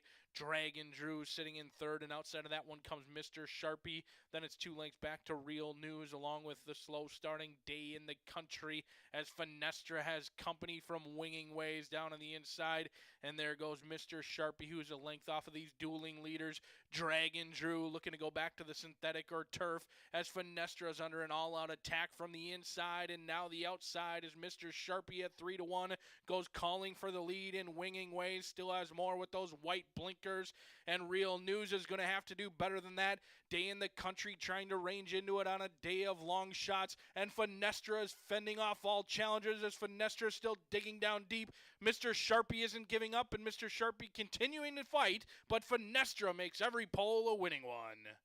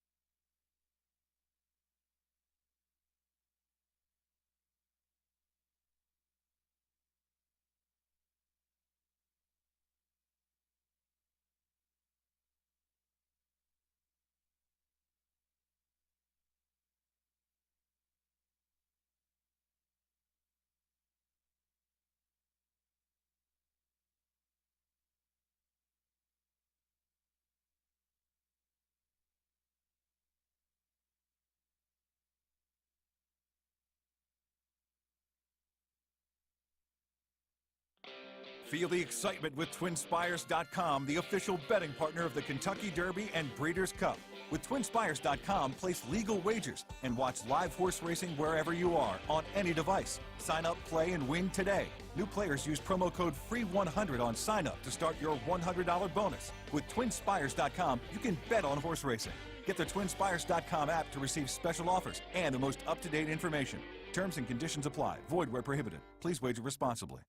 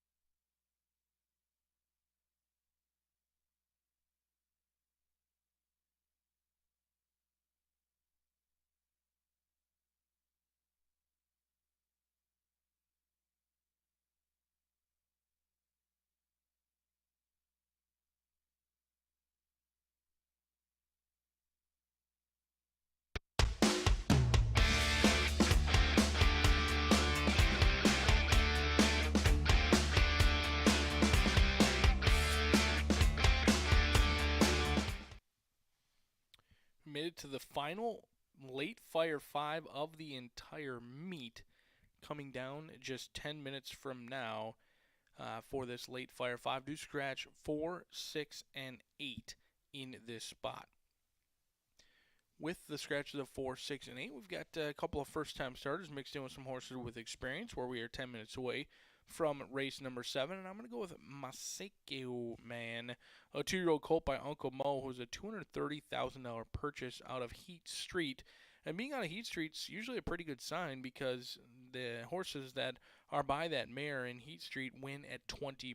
Now, the problem is they are 0 for 5 at first asking, and they're 0 for 13 at the age of 2 as well. So we'll see if this one can kind of buck that trend. But Uncle Mo certainly had no problems with a sloppy racetrack, and we'll see if this one does or not, as Brad Cox sends out both my top 2 selections. He's got the inside runner and the outside runner for him. And let's take a look at Cooperstown, the horse with experience for Brad Cox. Farron Peterson going to be calling the shots in here, 8-5 on the board for red, white, and blue racing. Have to love those silks with the navy white stars and the red cap for Cooperstown. Brad Cox also trains this one, a fellow $260,000 purchase at the Keeneland sale, being by Constitution out of Fifth Avenue Ball. Does have an experienced edge over much of this field. Fifth Avenue Ball has had success in producing 17% winners, but has yet to produce a 2-year-old winner. So, again, Cooperstown trying to do something that the mare has never done, but Brad Cox does an awesome job.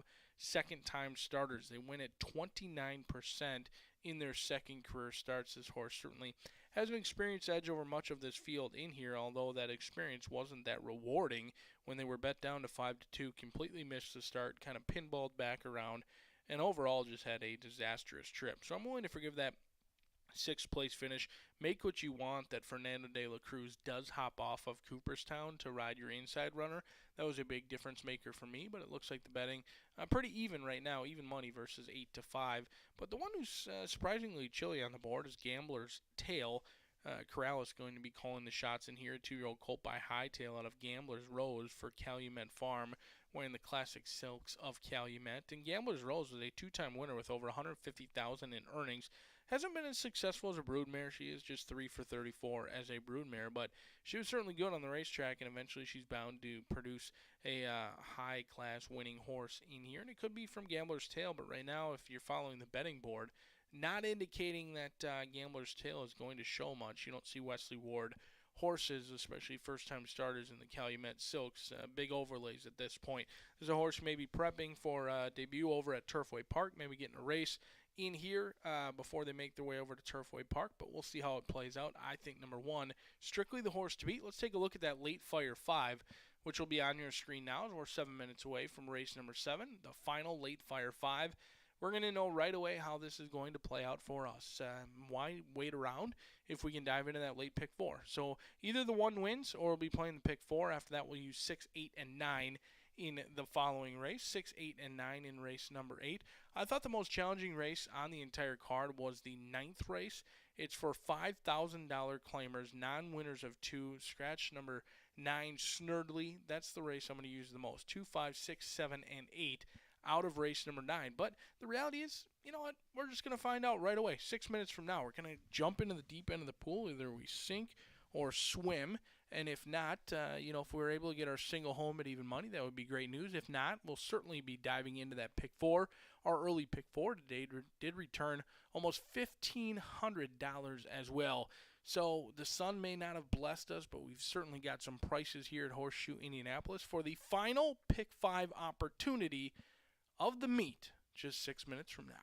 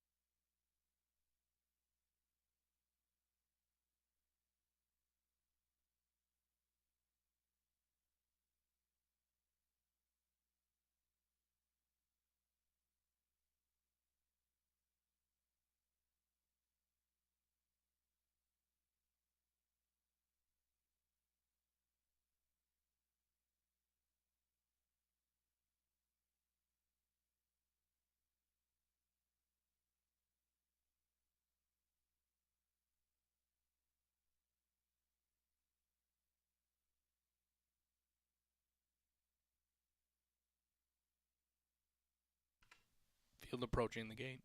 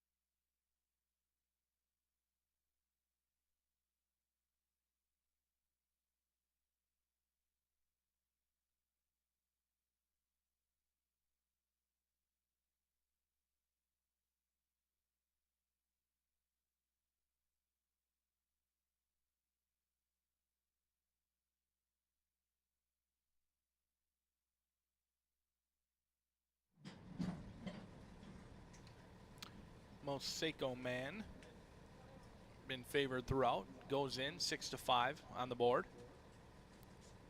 Gambler's Tail up next.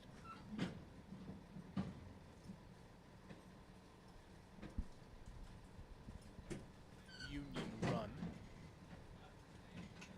Black, white, and gold. Field's long shot, Catalina Moon.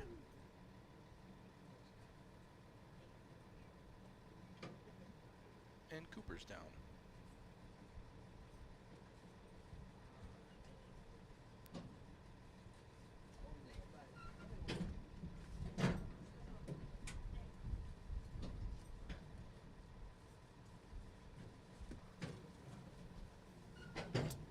They're all in.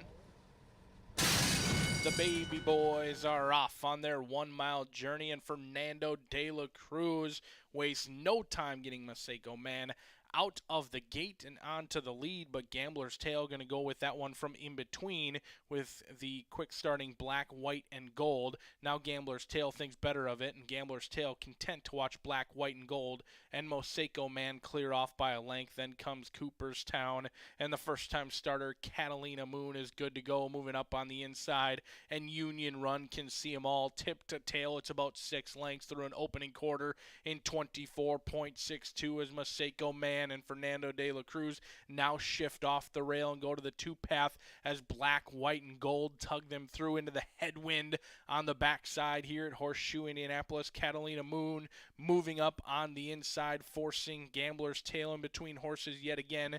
And then on the outside of that is Cooperstown, who's at a wide journey throughout, and Union Run now going for a run with Union Run, and those Calumet Farm Silks are picking off horses one by one. Catalina Moon waves the white flag.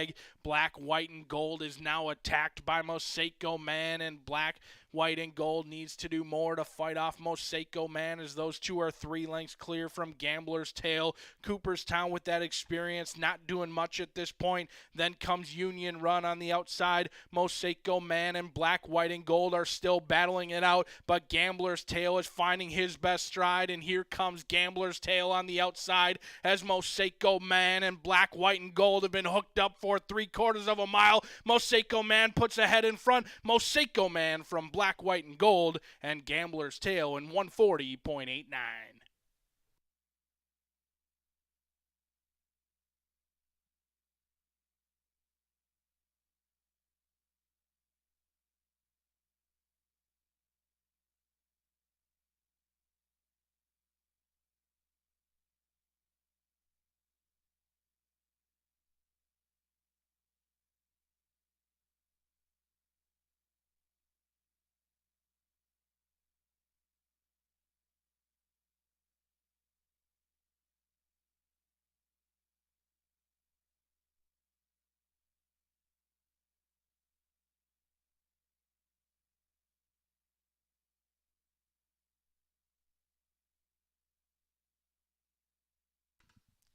Tight finish to kick off the final late fire 5. 1, 5, 2, and 3. What a race. Inquiry sign is lit. The inquiry sign has been lit in race number 7. Hold them all.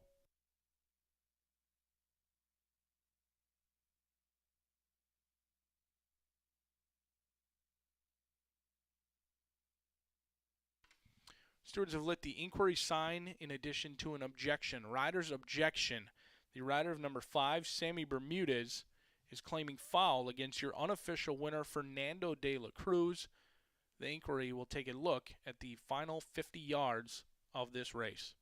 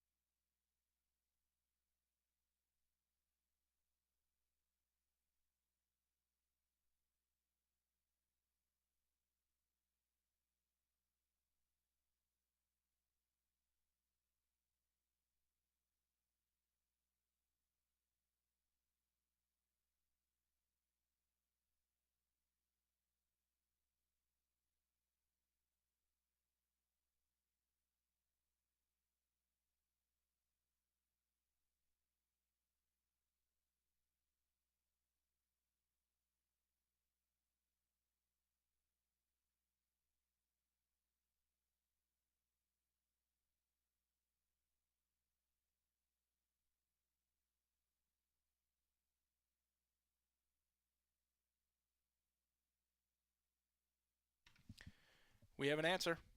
Number 1 has been disqualified from first and placed second. Your new order of finish will be 5-1-2-3.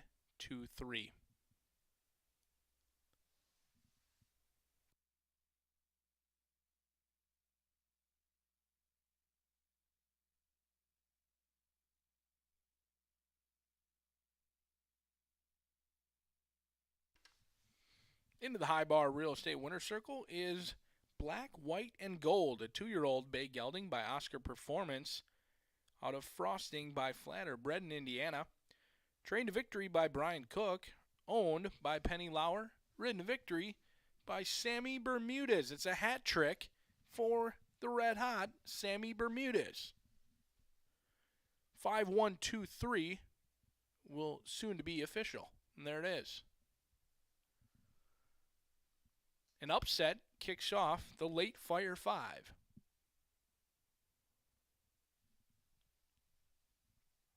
$2 exacta returns $90, 50-cent trifecta, 81.85. Pick 3, 11, 5, and 5, $1,223.25. The double 5-5, 143.80, and the 10-cent superfecta, 45.92. Final pick 4 of the meet, 18 minutes from now.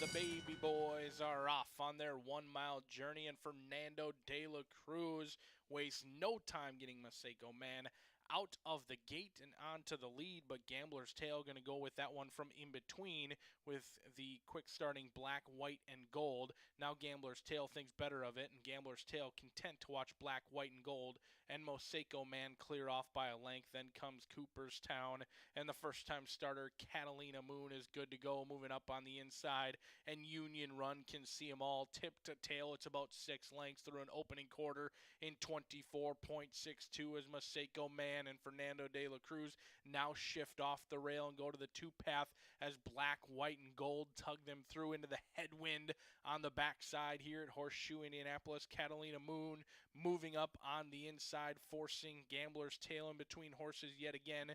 And then on the outside of that is Cooperstown, who's had a wide journey throughout, and Union Run now going for a run with Union Run, and those Calumet Farm Silks are picking off horses one by one.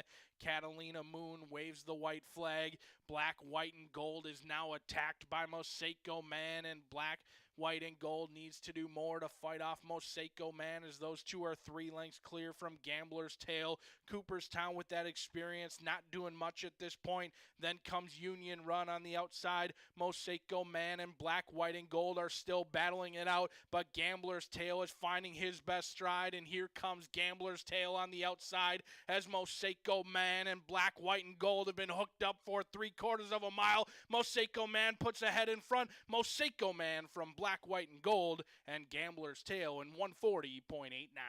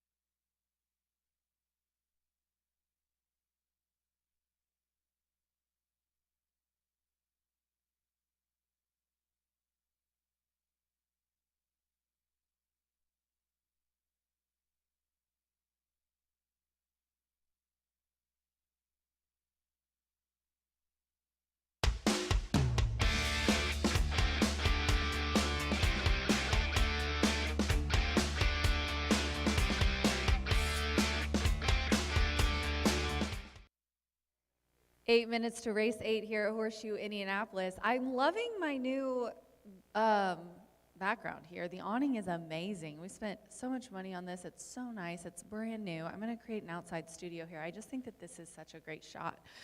Let me know what you guys think. Tweet me, X me.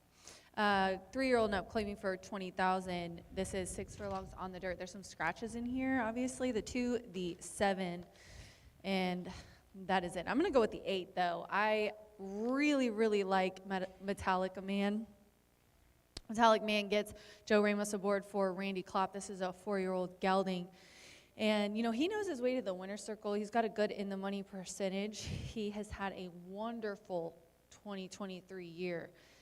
He is 8 of 9 in the money, including 4 wins this year. He's competitive here. He's competitive in the starters. Randy's put in places where he knows he can win.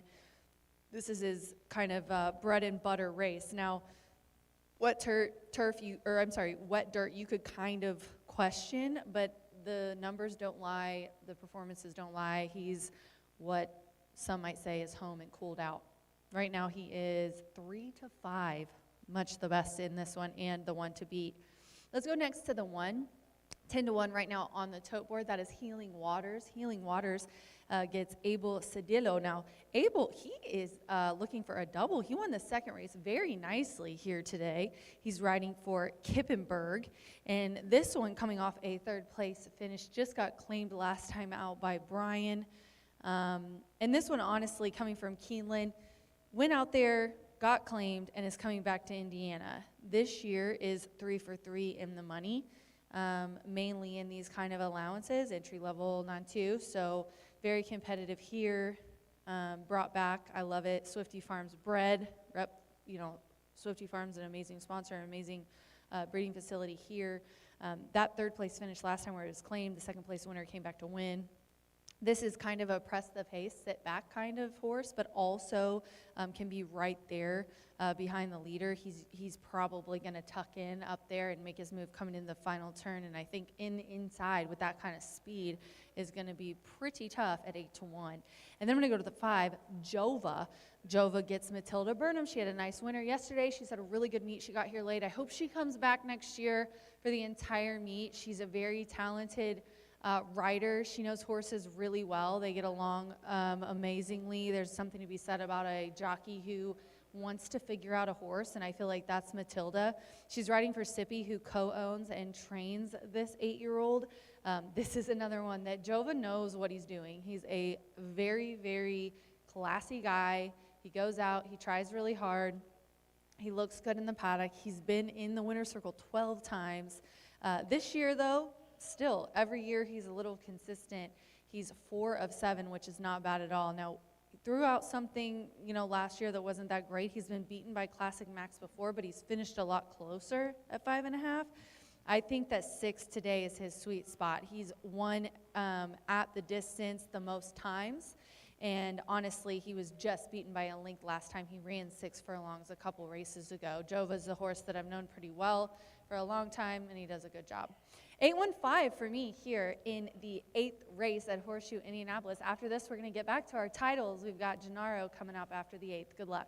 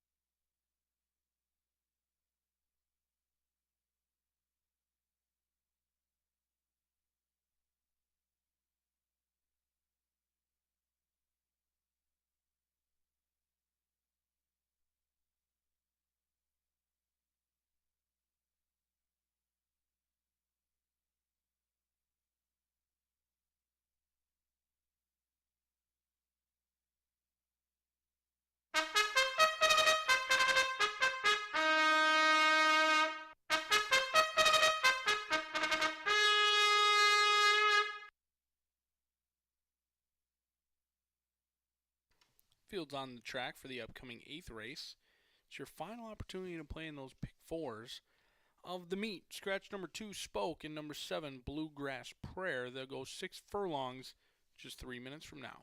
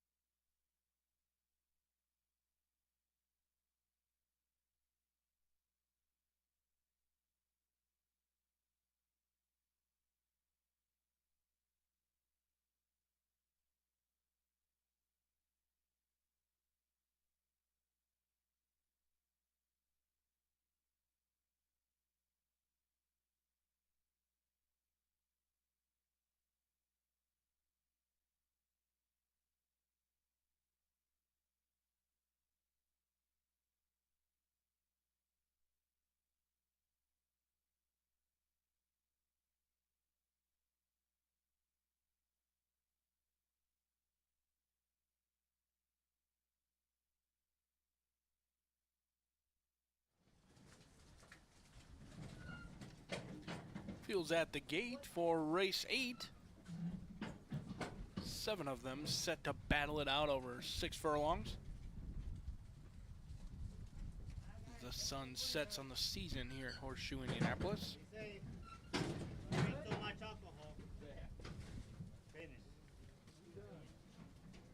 Some tough customers in this group. Even money on Metallic Man.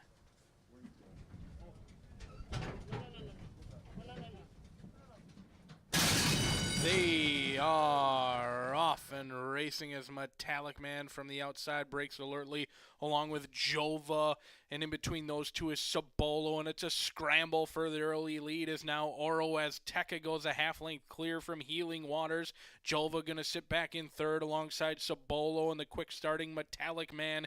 Victor's Deal is climbing through the mud back in sixth, and then comes the slow starting Looney, an opening quarter in 22.61, and there's 3 of them across the track as Metallic Man goes looking for the lead as Oro Azteca from in between Healing Waters in that rail position, and Abel Cedillo looking for a riding double, and here comes Sabolo and Manny Esquivel as Oro Azteca the first to wave the white flag in the Cubs Silks. Victor's Deal going to need to do a lot more than that. Still nothing from Jova or Looney in the back of the pack as Sabolo goes right on by the top 2, and Sabolo pushes right past Metallic Man. Healing Waters fights on gamely, but Sabolo got the jump, and Sabolo is all wrapped up when it's said and done. Healing Waters a tough earned second place finish from a rallying Victor's Deal, but this one was all about Sabolo.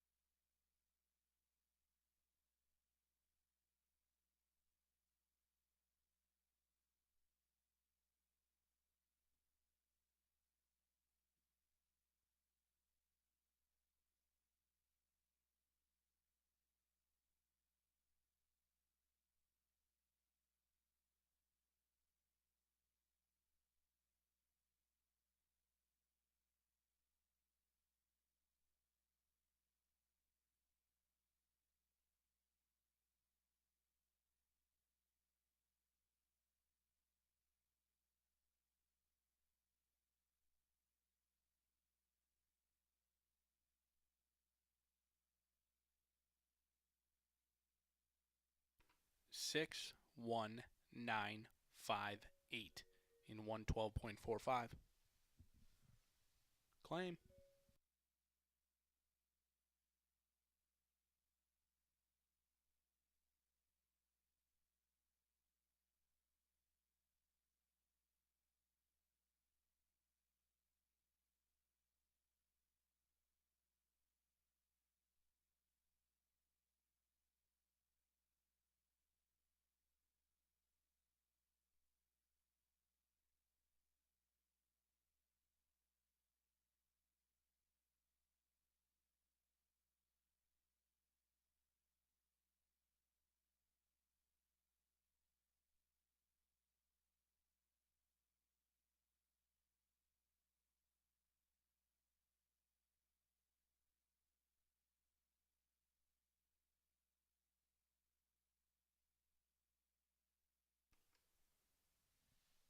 Walking into the winner's circle, the victorious Sabolo.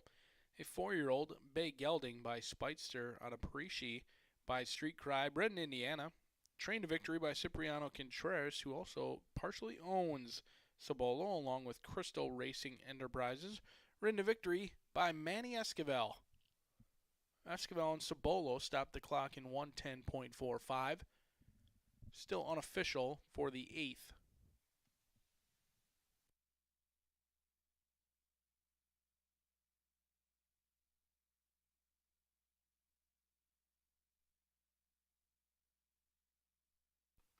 $2 exacta returns 97.60. The Pentafecta 69.89. The 50-cent pick 3 199.80. Your trifecta 6, 1, and 9 105.65. Your $2 double, which began in race 7 238.40. The superfecta 43.68. Stick around the winner's circle as we will have another presentation from Miss Racin' Rachel. We did have a lone claim out of race number 8.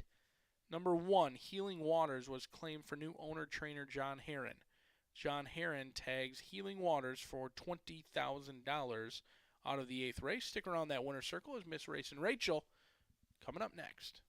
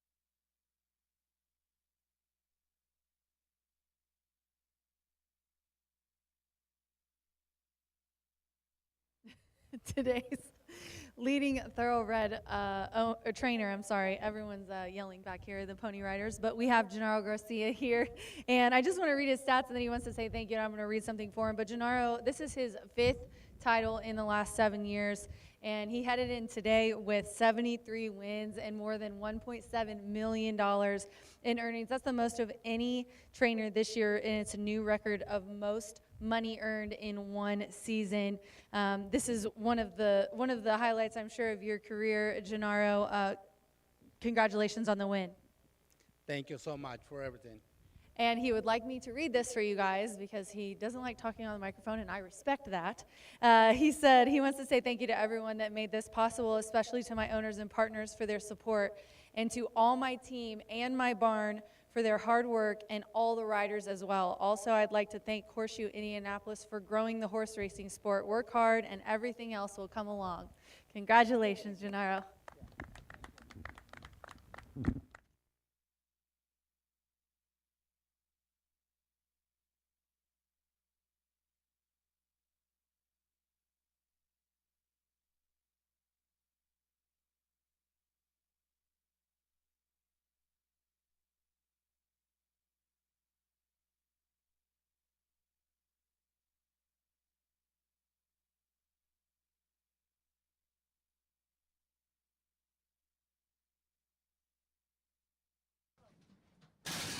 They are off and racing as Metallic Man from the outside breaks alertly along with Jova, and in between those two is Sabolo, and it's a scramble for the early lead as now Oro as Tekka goes a half length clear from Healing Waters. Jova going to sit back in third alongside Sabolo, and the quick starting Metallic Man.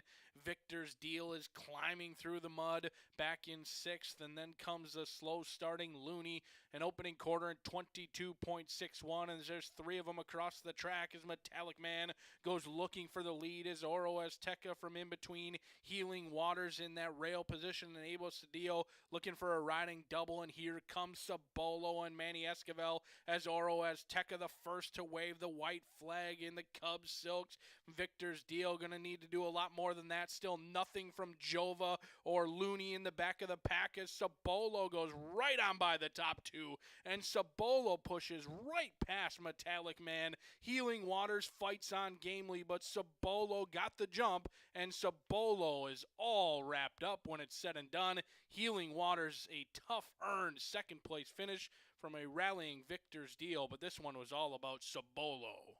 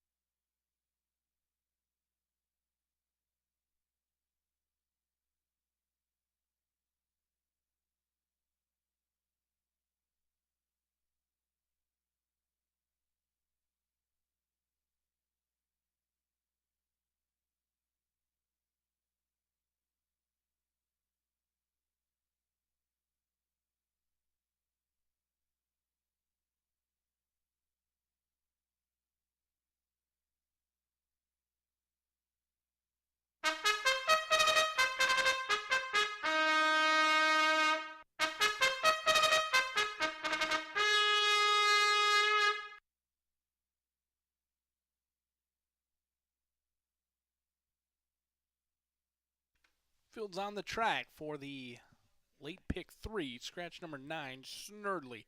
Number 9, Snerdley, out of the upcoming 9th race. They'll be at the gate 4 minutes from now.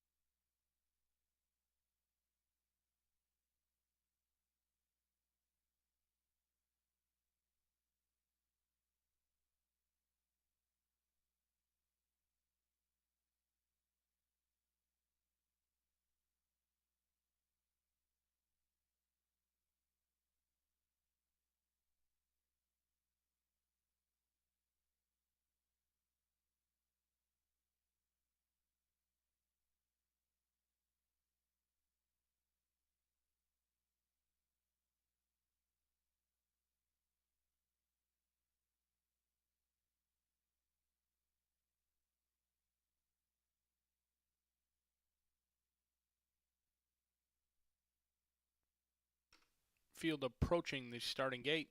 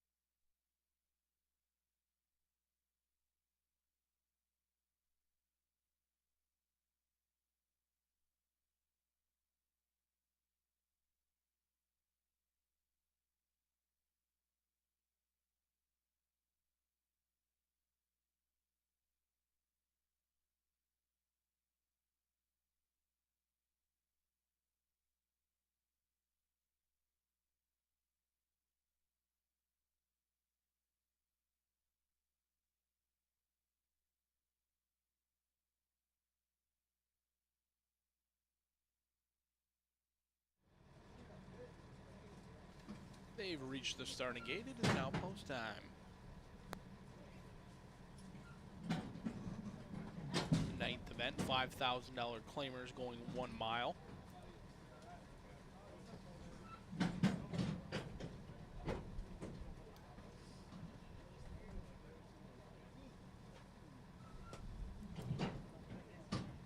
For Mama goes in.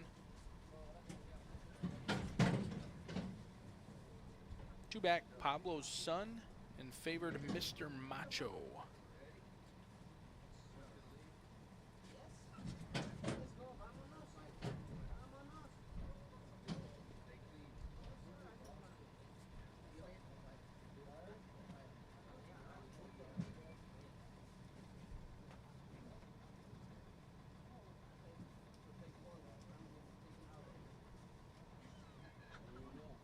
Still working on Mr. Macho. He's in. 8 in the gate. They're off under the lights at Horseshoe Indianapolis as Cog goes looking for that lead. Mr. Macho going to try and cross and clear, and Orlando Mojica gets Mr. Macho down near the inside from Cog, and in between is For Mama, who took a ton of late action, and For Mama going to check out of it from in between Cog and Mr. Macho as those two assure a fast opening fraction, and For Mama fighting the restraint to Fernando de la Cruz. Then comes Mystery Impact along with Sun Sign and Epic the Legend as Brent Space is well behind alongside Pablo's Son as Cog sets an opening first quarter in 24.54. Mr. Macho and Orlando Mojica's forearms are getting a workout as they try and slow down that pace on the backside. As For Mama still tracks in third, then comes Sun Sign, Mystery Impact riding the rail throughout. The gray is Epic the Legend, who's moving now. Pablo's Son and Brent Spence starting to pick up his feet as well as Cog holds a half length from Mr. Macho, and For Mama's under a drive from Fernando de la Cruz, but here comes For Mama and Epic the Legend rounds into fourth. Gonna have to do better as Sun Sign, Mystery Impact spinning the wheels, and Brent Spence has a lot of work to do, and Pablo's Son never got into it today on a sunny day as Pablo's Son didn't get into this race at any point. And then comes For Mama. Now here comes Brent Spence diving down to the inside. Joe Ramos trying to tag Fernando de la Cruz with Cog in between horses, and our two leading riders hook up with 100 yards to go, and it's Brent Spence gets the job from For Mama as the top two go 1-2 in race number 9.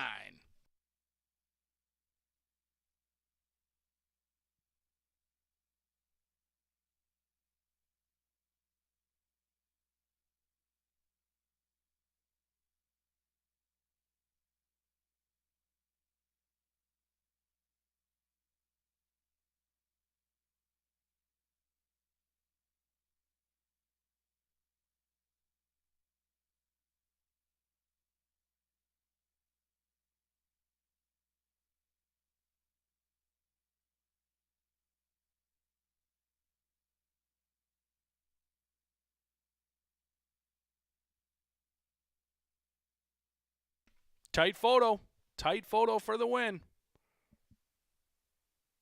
For Mama gets the nose down on the line, and For Mama takes it over Brent Spence.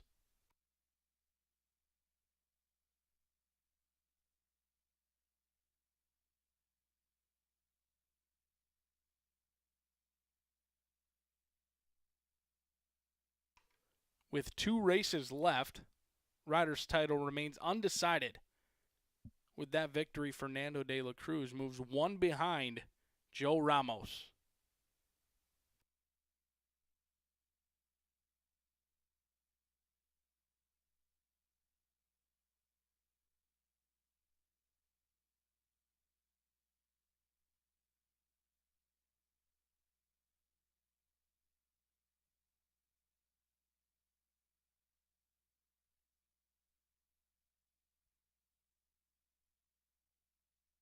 Three 6 175 and 140.87.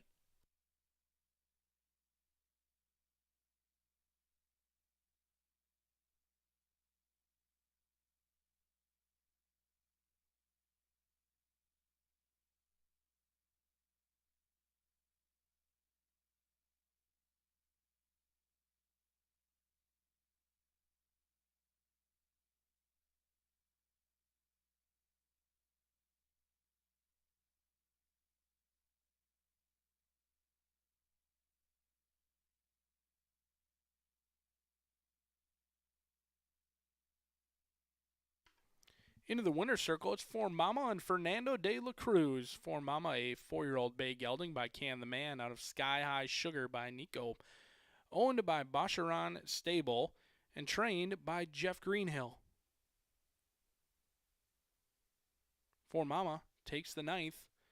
With that win, Fernando de la Cruz now 1 win behind Joe Ramos as he tries to move into a tie over our final 2 races. Still plenty of action here at Horseshoe Indianapolis as the leading rider's title comes down to the final 2 races after 124 days battling it out.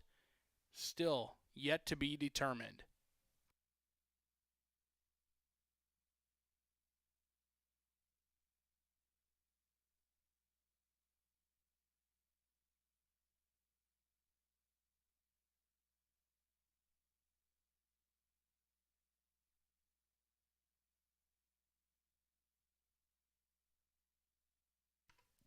Got a trainer's objection into race number 9. The trainer of number 7, Steve Fosdick, has claimed foul against your unofficial winner, For Mama. Trainer's objection, hold them all in race 9.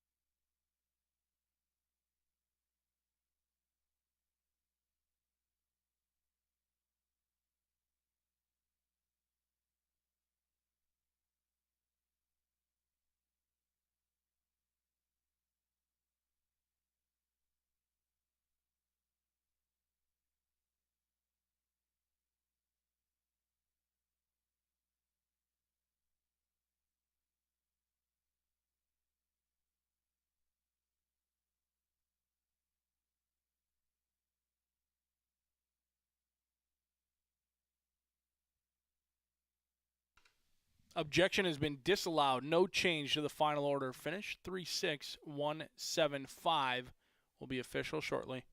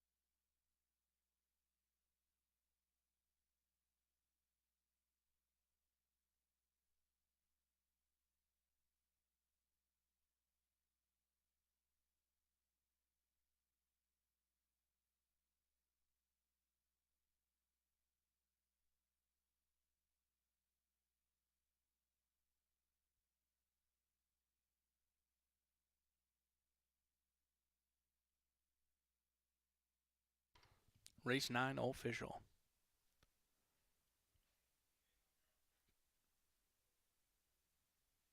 Pentafecta in that race returns 186.43. Your $2 exacta returns $40. 50-cent trifecta, 54.05. $2 double, 54.60. The 10-cent superfecta, 40.19. The pick 3, 5, 6, and 3, 177.95. Race number 10, your final double opportunity here at Horseshoe Indianapolis, coming up now just 16 minutes from now.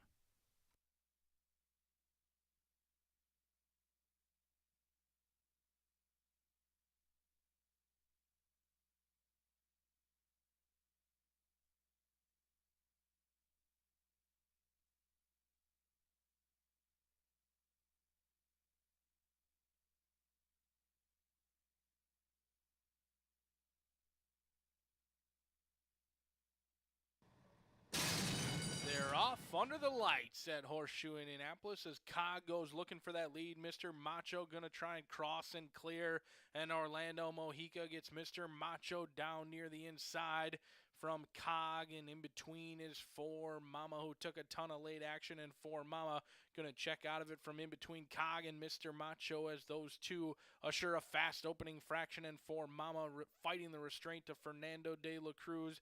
Then comes Mystery Impact along with Sun Sign and Epic the Legend as Brent Space is well behind alongside Pablo's Son as Cog sets an opening first quarter in 24.54. Mr. Macho and Orlando Mojica's forearms are getting a workout as they try and slow down that pace on the backside. As For Mama still tracks in third, then comes Sun Sign, Mystery Impact riding the rail throughout. The gray is Epic the Legend, who's moving now. Pablo's Son and Brent Spence starting to pick up his feet as well as Cog holds a half length from Mr. Macho, and For Mama's under a drive from Fernando de la Cruz, but here comes For Mama and Epic the Legend rounds into fourth. Gonna have to do better as Sun Sign, Mystery Impact spinning the wheels, and Brent Spence has a lot of work to do, and Pablo's Son never got into it today on a sunny day as Pablo's Son didn't get into this race at any point. And then comes For Mama. Now here comes Brent Spence diving down to the inside. Joe Ramos trying to tag Fernando de la Cruz with Cog in between horses, and our two leading riders hook up with 100 yards to go, and it's Brent Spence gets the job from For Mama as the top two go 1-2 in race number 9.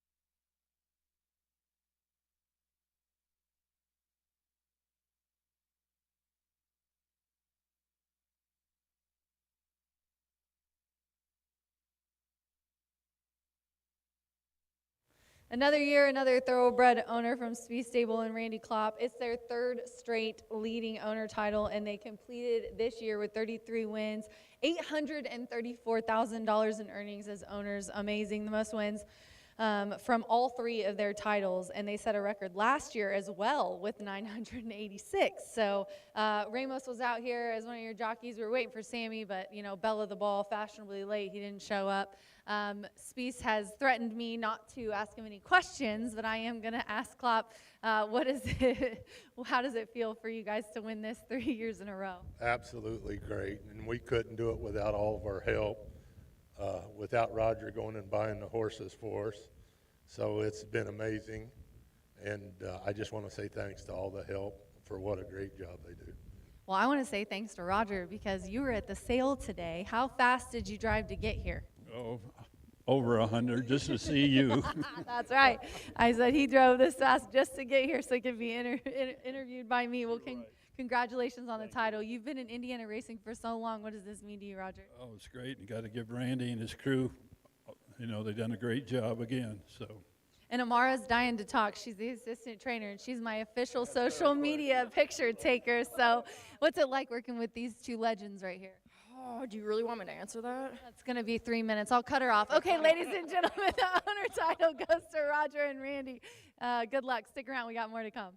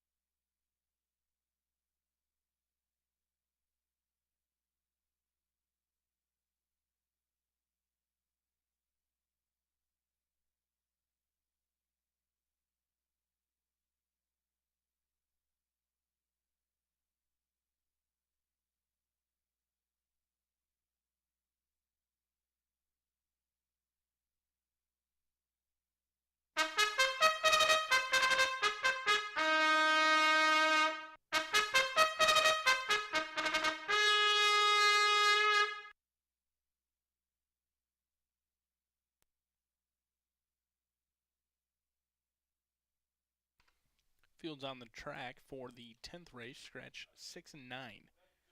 6 and 9 out of the 10th.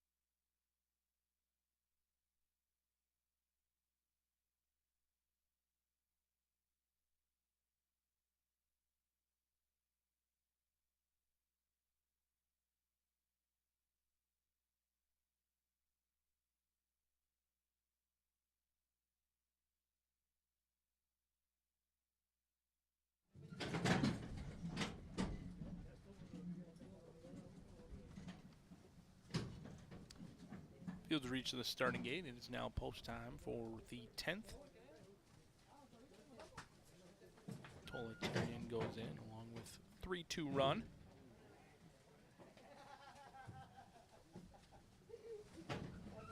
Adamantly Cross getting some encouragement from the starters. Gun Buddy.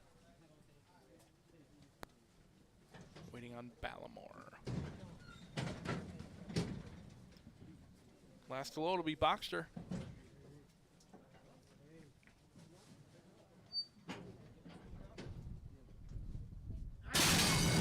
Away they go with the exception of number 4, Ballamore, who missed the start by 6.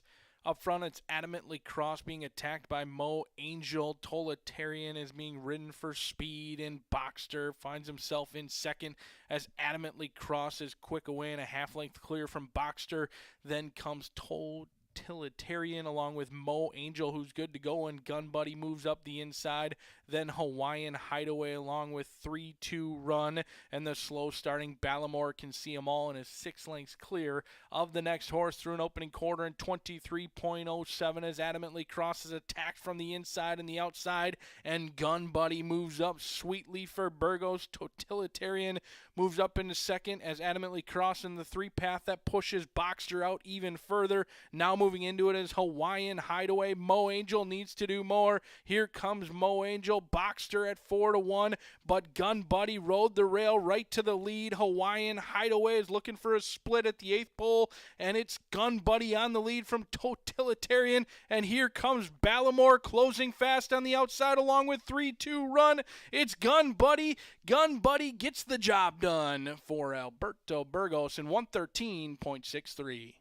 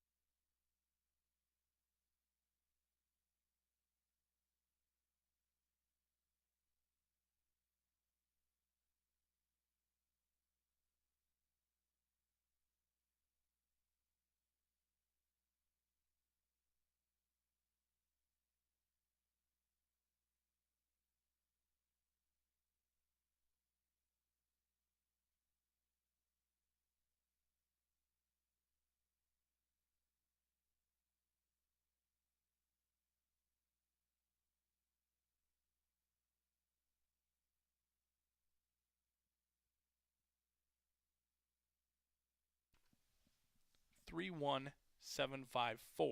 Still unofficial.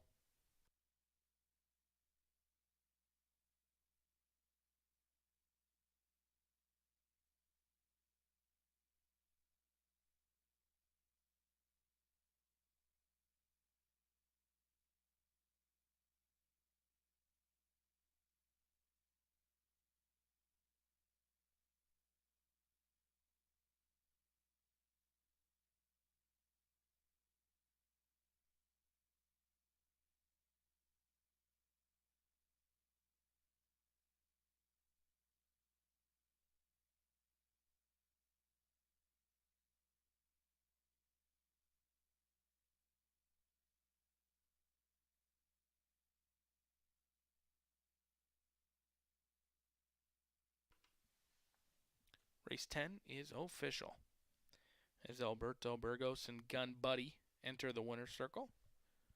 Gun Buddy's a 4-year-old dark bay gelding by Firing Line out of Days of Web and Roses by Meadowleg, bred in Indiana. Owned and trained by John Herron. Ridden to victory by Alberto Burgos.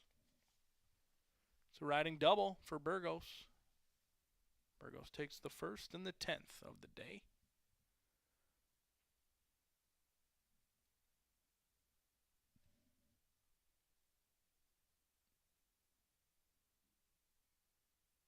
Two dogs act at 28.60.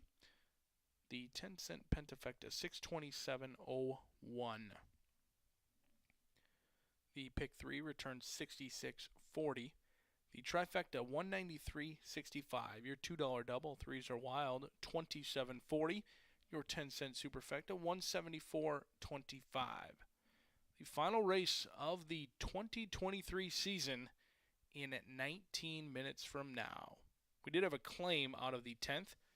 Number 8, Mo Angel, was claimed for new owner trainer John Herron. Herron wins the 10th and picks up Mo Angel.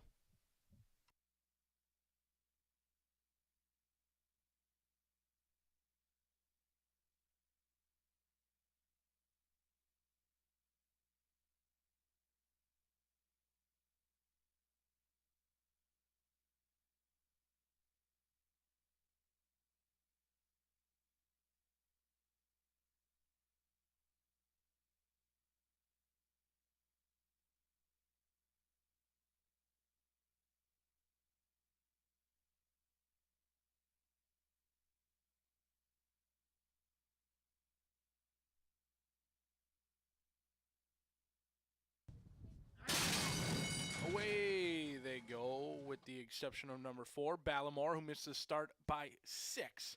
Up front, it's Adamantly Cross being attacked by Mo Angel. Totalitarian is being ridden for speed, and Boxster finds himself in second as Adamantly Cross is quick away and a half-length clear from Boxster. Then comes Totalitarian along with Mo Angel, who's good to go, and Gun Buddy moves up the inside.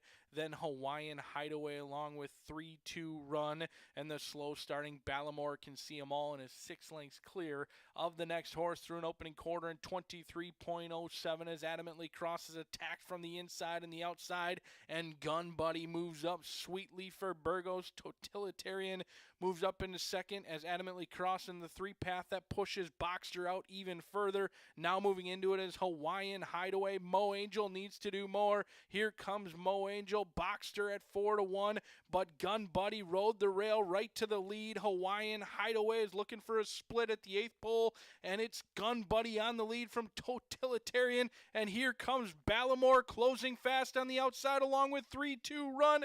It's Gun Buddy. Gun Buddy gets the job done for Alberto Burgos in 113.63.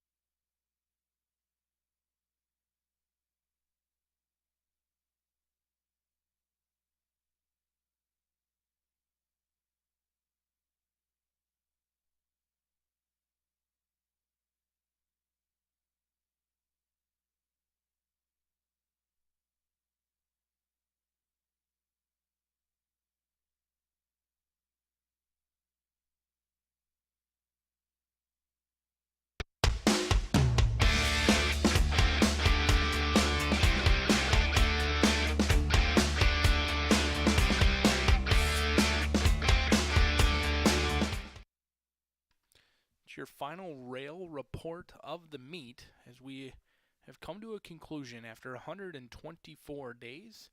We've reached the final race, and our jockey's title will come down to that final race. Fernando de la Cruz needs a win in order to be co-champion with Joe Ramos. He'll be aboard number 7, Lieutenant Kitty. I've got Artis on top. Tim Eggleston, Abel Cedillo, who already has a winner on the day, for owner Matt Kiewakowski. 4-year-old Gray Filly by Mo Heyman is a 5-time winner. They tabbed this one back for $35,000 and have kept her protected throughout.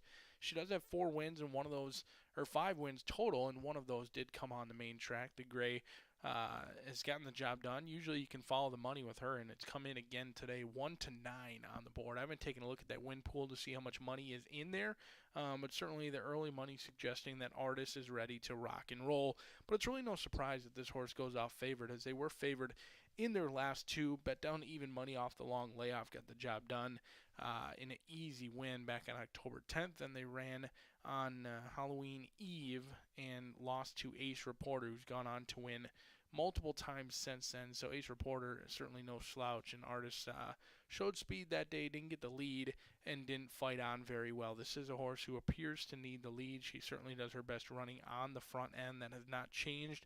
She may have changed hands from George Papadromo and Steve Knapp now with Tim Eggleston, but her style has never wavered. She wants to be on the lead, she wants to go, and she wants to run until she can't anymore.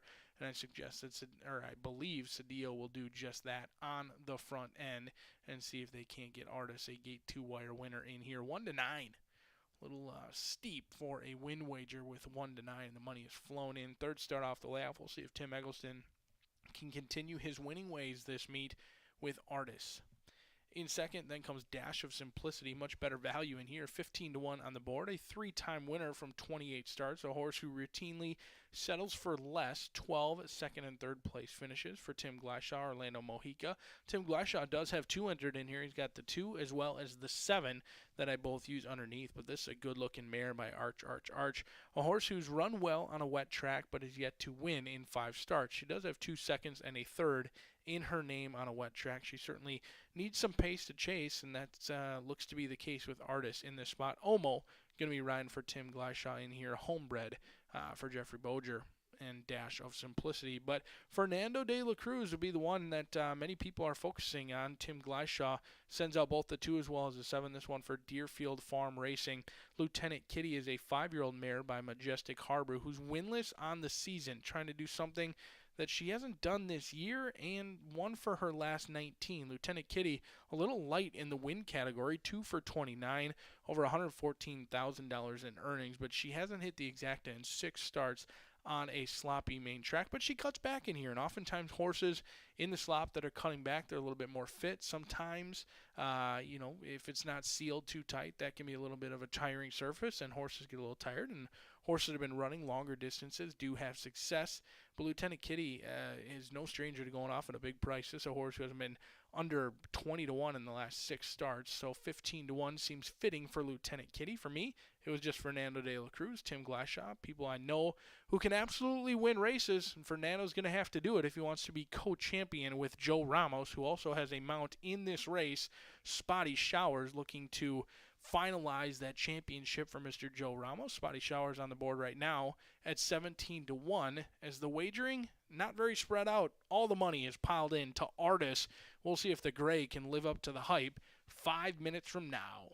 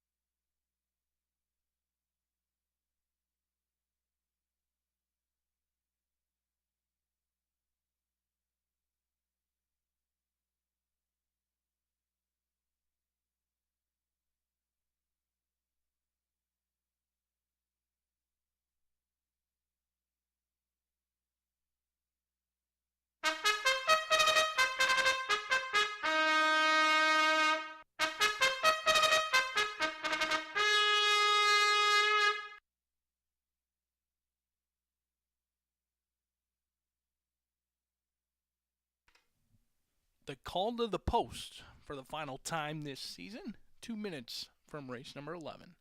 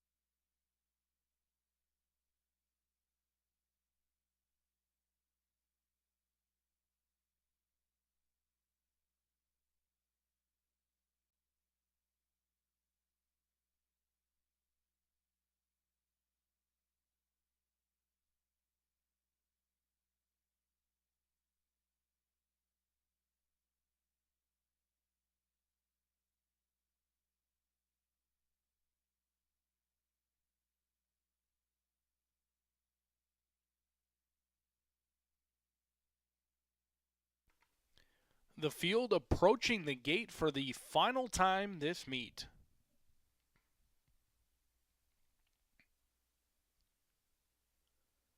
Rider's title yet to be determined. Fernando de la Cruz would need a win aboard Lieutenant Kitty in order to be co-champion alongside Joe Ramos. It's all been settled except for the Rider's title. Crowned the leading owner, leading trainer, quarter horses. Comes down to the nightcap, under the lights. Record-setting meet for handle here at Horseshoe Indianapolis, as well as claims. And a great meet it was.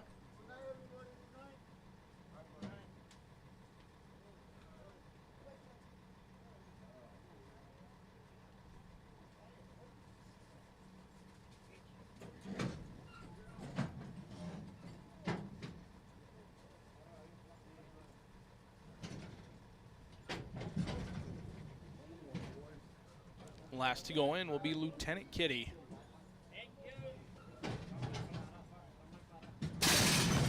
They are off and running for the final time this season at Horseshoe Indianapolis as the Gray Ardis wastes no time going right to the lead from Classy Dream. Then comes Tiz Abbey alongside with Dash of Simplicity. Spotty Showers in the forepath, and even wider than that is Lieutenant Kitty. And Amazingness going to do her best running later on as Artists at 3-5 trying to slow them down. That opening quarter in 24.74, and for the final time this season under the lights, they hit the backstretch into the headwind, and the Gray Artist by a length and a half from Classy Dream and Dash of Simplicity. Then comes Tiz Abbey and Spotty Showers on a rainy day. Lieutenant Kitty is under a drive from Fernando de la Cruz. And there goes Amazingness, who's picking off runners down on the inside, and Amazingness looking for some space. But Artist sneaks away by 2, now by 3, as Artist threatening to stretch out this group and go right to the winner's circle. Dash of Simplicity and Orlando Mojica get the warning call. That's it for Classy Dreams. Spotty Showers needs to do better. Amazingness still making up ground, but has a lot of work to do as Artist is now clear. But here comes Dash of Simplicity down on the inside. Dash of Simplicity trying to run down Artists on the front end, and they're coming home now. It's Artists from Dash of Simplicity, and thank you to all the fans and horsemen and horsewomen and everyone who participated this season as Artists puts the final touch on an excellent season here at Horseshoe Indianapolis. It's Artists from Dash of Simplicity and Amazingness.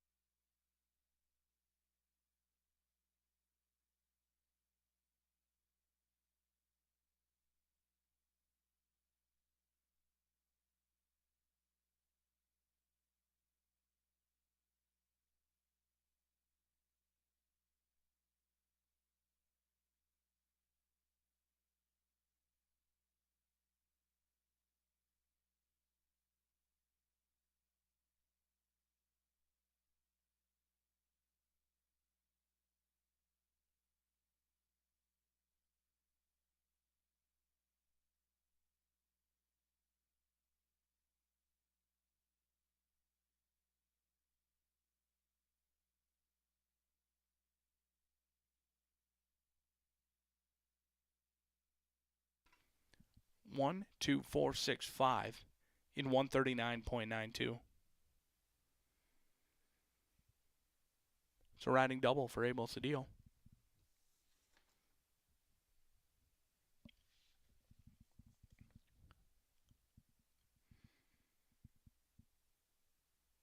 Artist enters the High Bar Real Estate Winner's Circle. 4-year-old Gray Filly by Mohayman out of Vane Vixen by Good and Tough, bred in Indiana. Owned by Matt Kiwakowski, trained by Tim Eggleston, and Abel Cedillo aboard.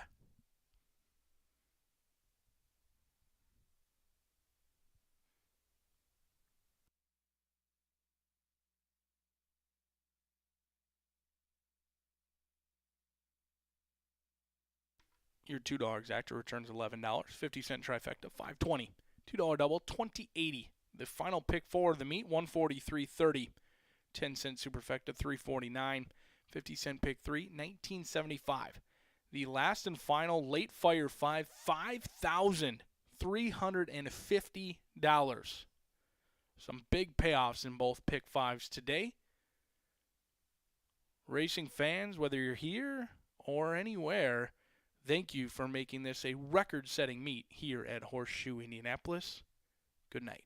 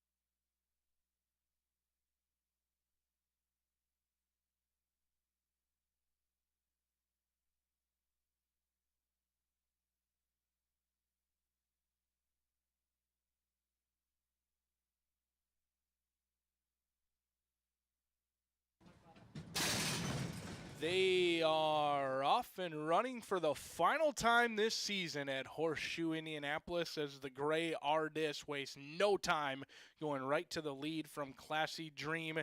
Then comes Tiz Abbey alongside with Dash of Simplicity. Spotty Showers in the four-path, and even wider than that is Lieutenant Kitty. And Amazingness going to do her best running later on as Artists at 3 to 5 trying to slow them down. That opening quarter in 24.6 7-4, and for the final time this season under the lights, they hit the backstretch into the headwind, and the gray Artist by a length and a half from Classy Dream and Dash of Simplicity. Then comes Tiz Abbey and Spotty Showers on a Rainy Day. Lieutenant Kitty is under a drive from Fernando de la Cruz, and there goes Amazingness, who's picking off runners down on the inside, and Amazingness looking for some space, but Artist sneaks away by 2, now by 3, as Artist threatening to stretch out this group and go right to the winner's circle. Dash of Simplicity and Orlando Mojica get the warning call. That's it for Classy Dreams. Spotty Showers needs to do better. Amazingness still making up ground, but has a lot of work to do, as Artist is now clear, but here comes Dash of Simplicity down on the inside. Dash of Simplicity trying to run down Artist on the front end, and they're coming home now. It's Artist from Dash of Simplicity, and thank you to all the fans and horsemen and horsewomen and everyone who participated this season, as Artist puts the final touch on an excellent season here at Horseshoe Indianapolis. It's Artist from Dash of Simplicity and Amazingness.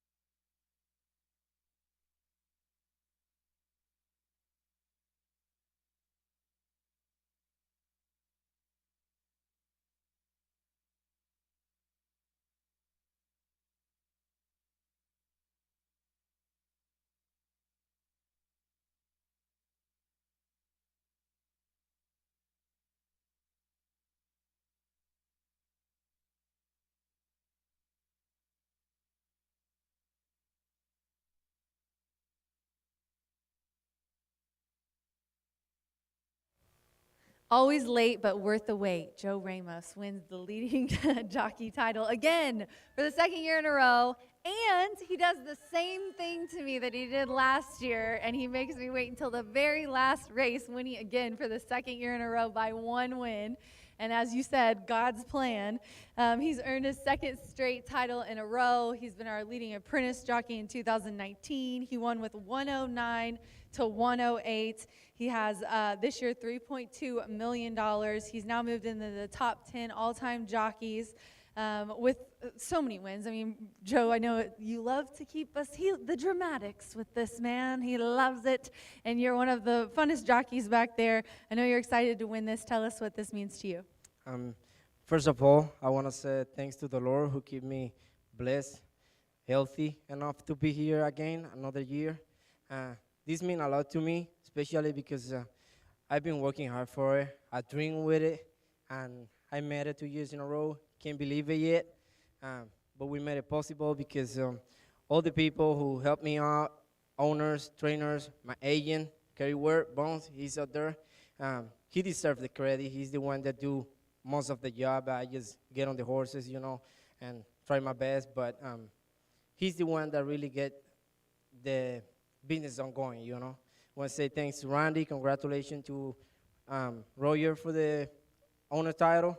And always thanks to all my fans who support the horse racing. And we did it another year. My money's here. I feel blessed. What else can I say? Okay, that is a great end to the year, 2023. Ramos wins again for the second year in a row, you guys. Good night and have a great year. We'll see you in 2024. See you next year. See you next year.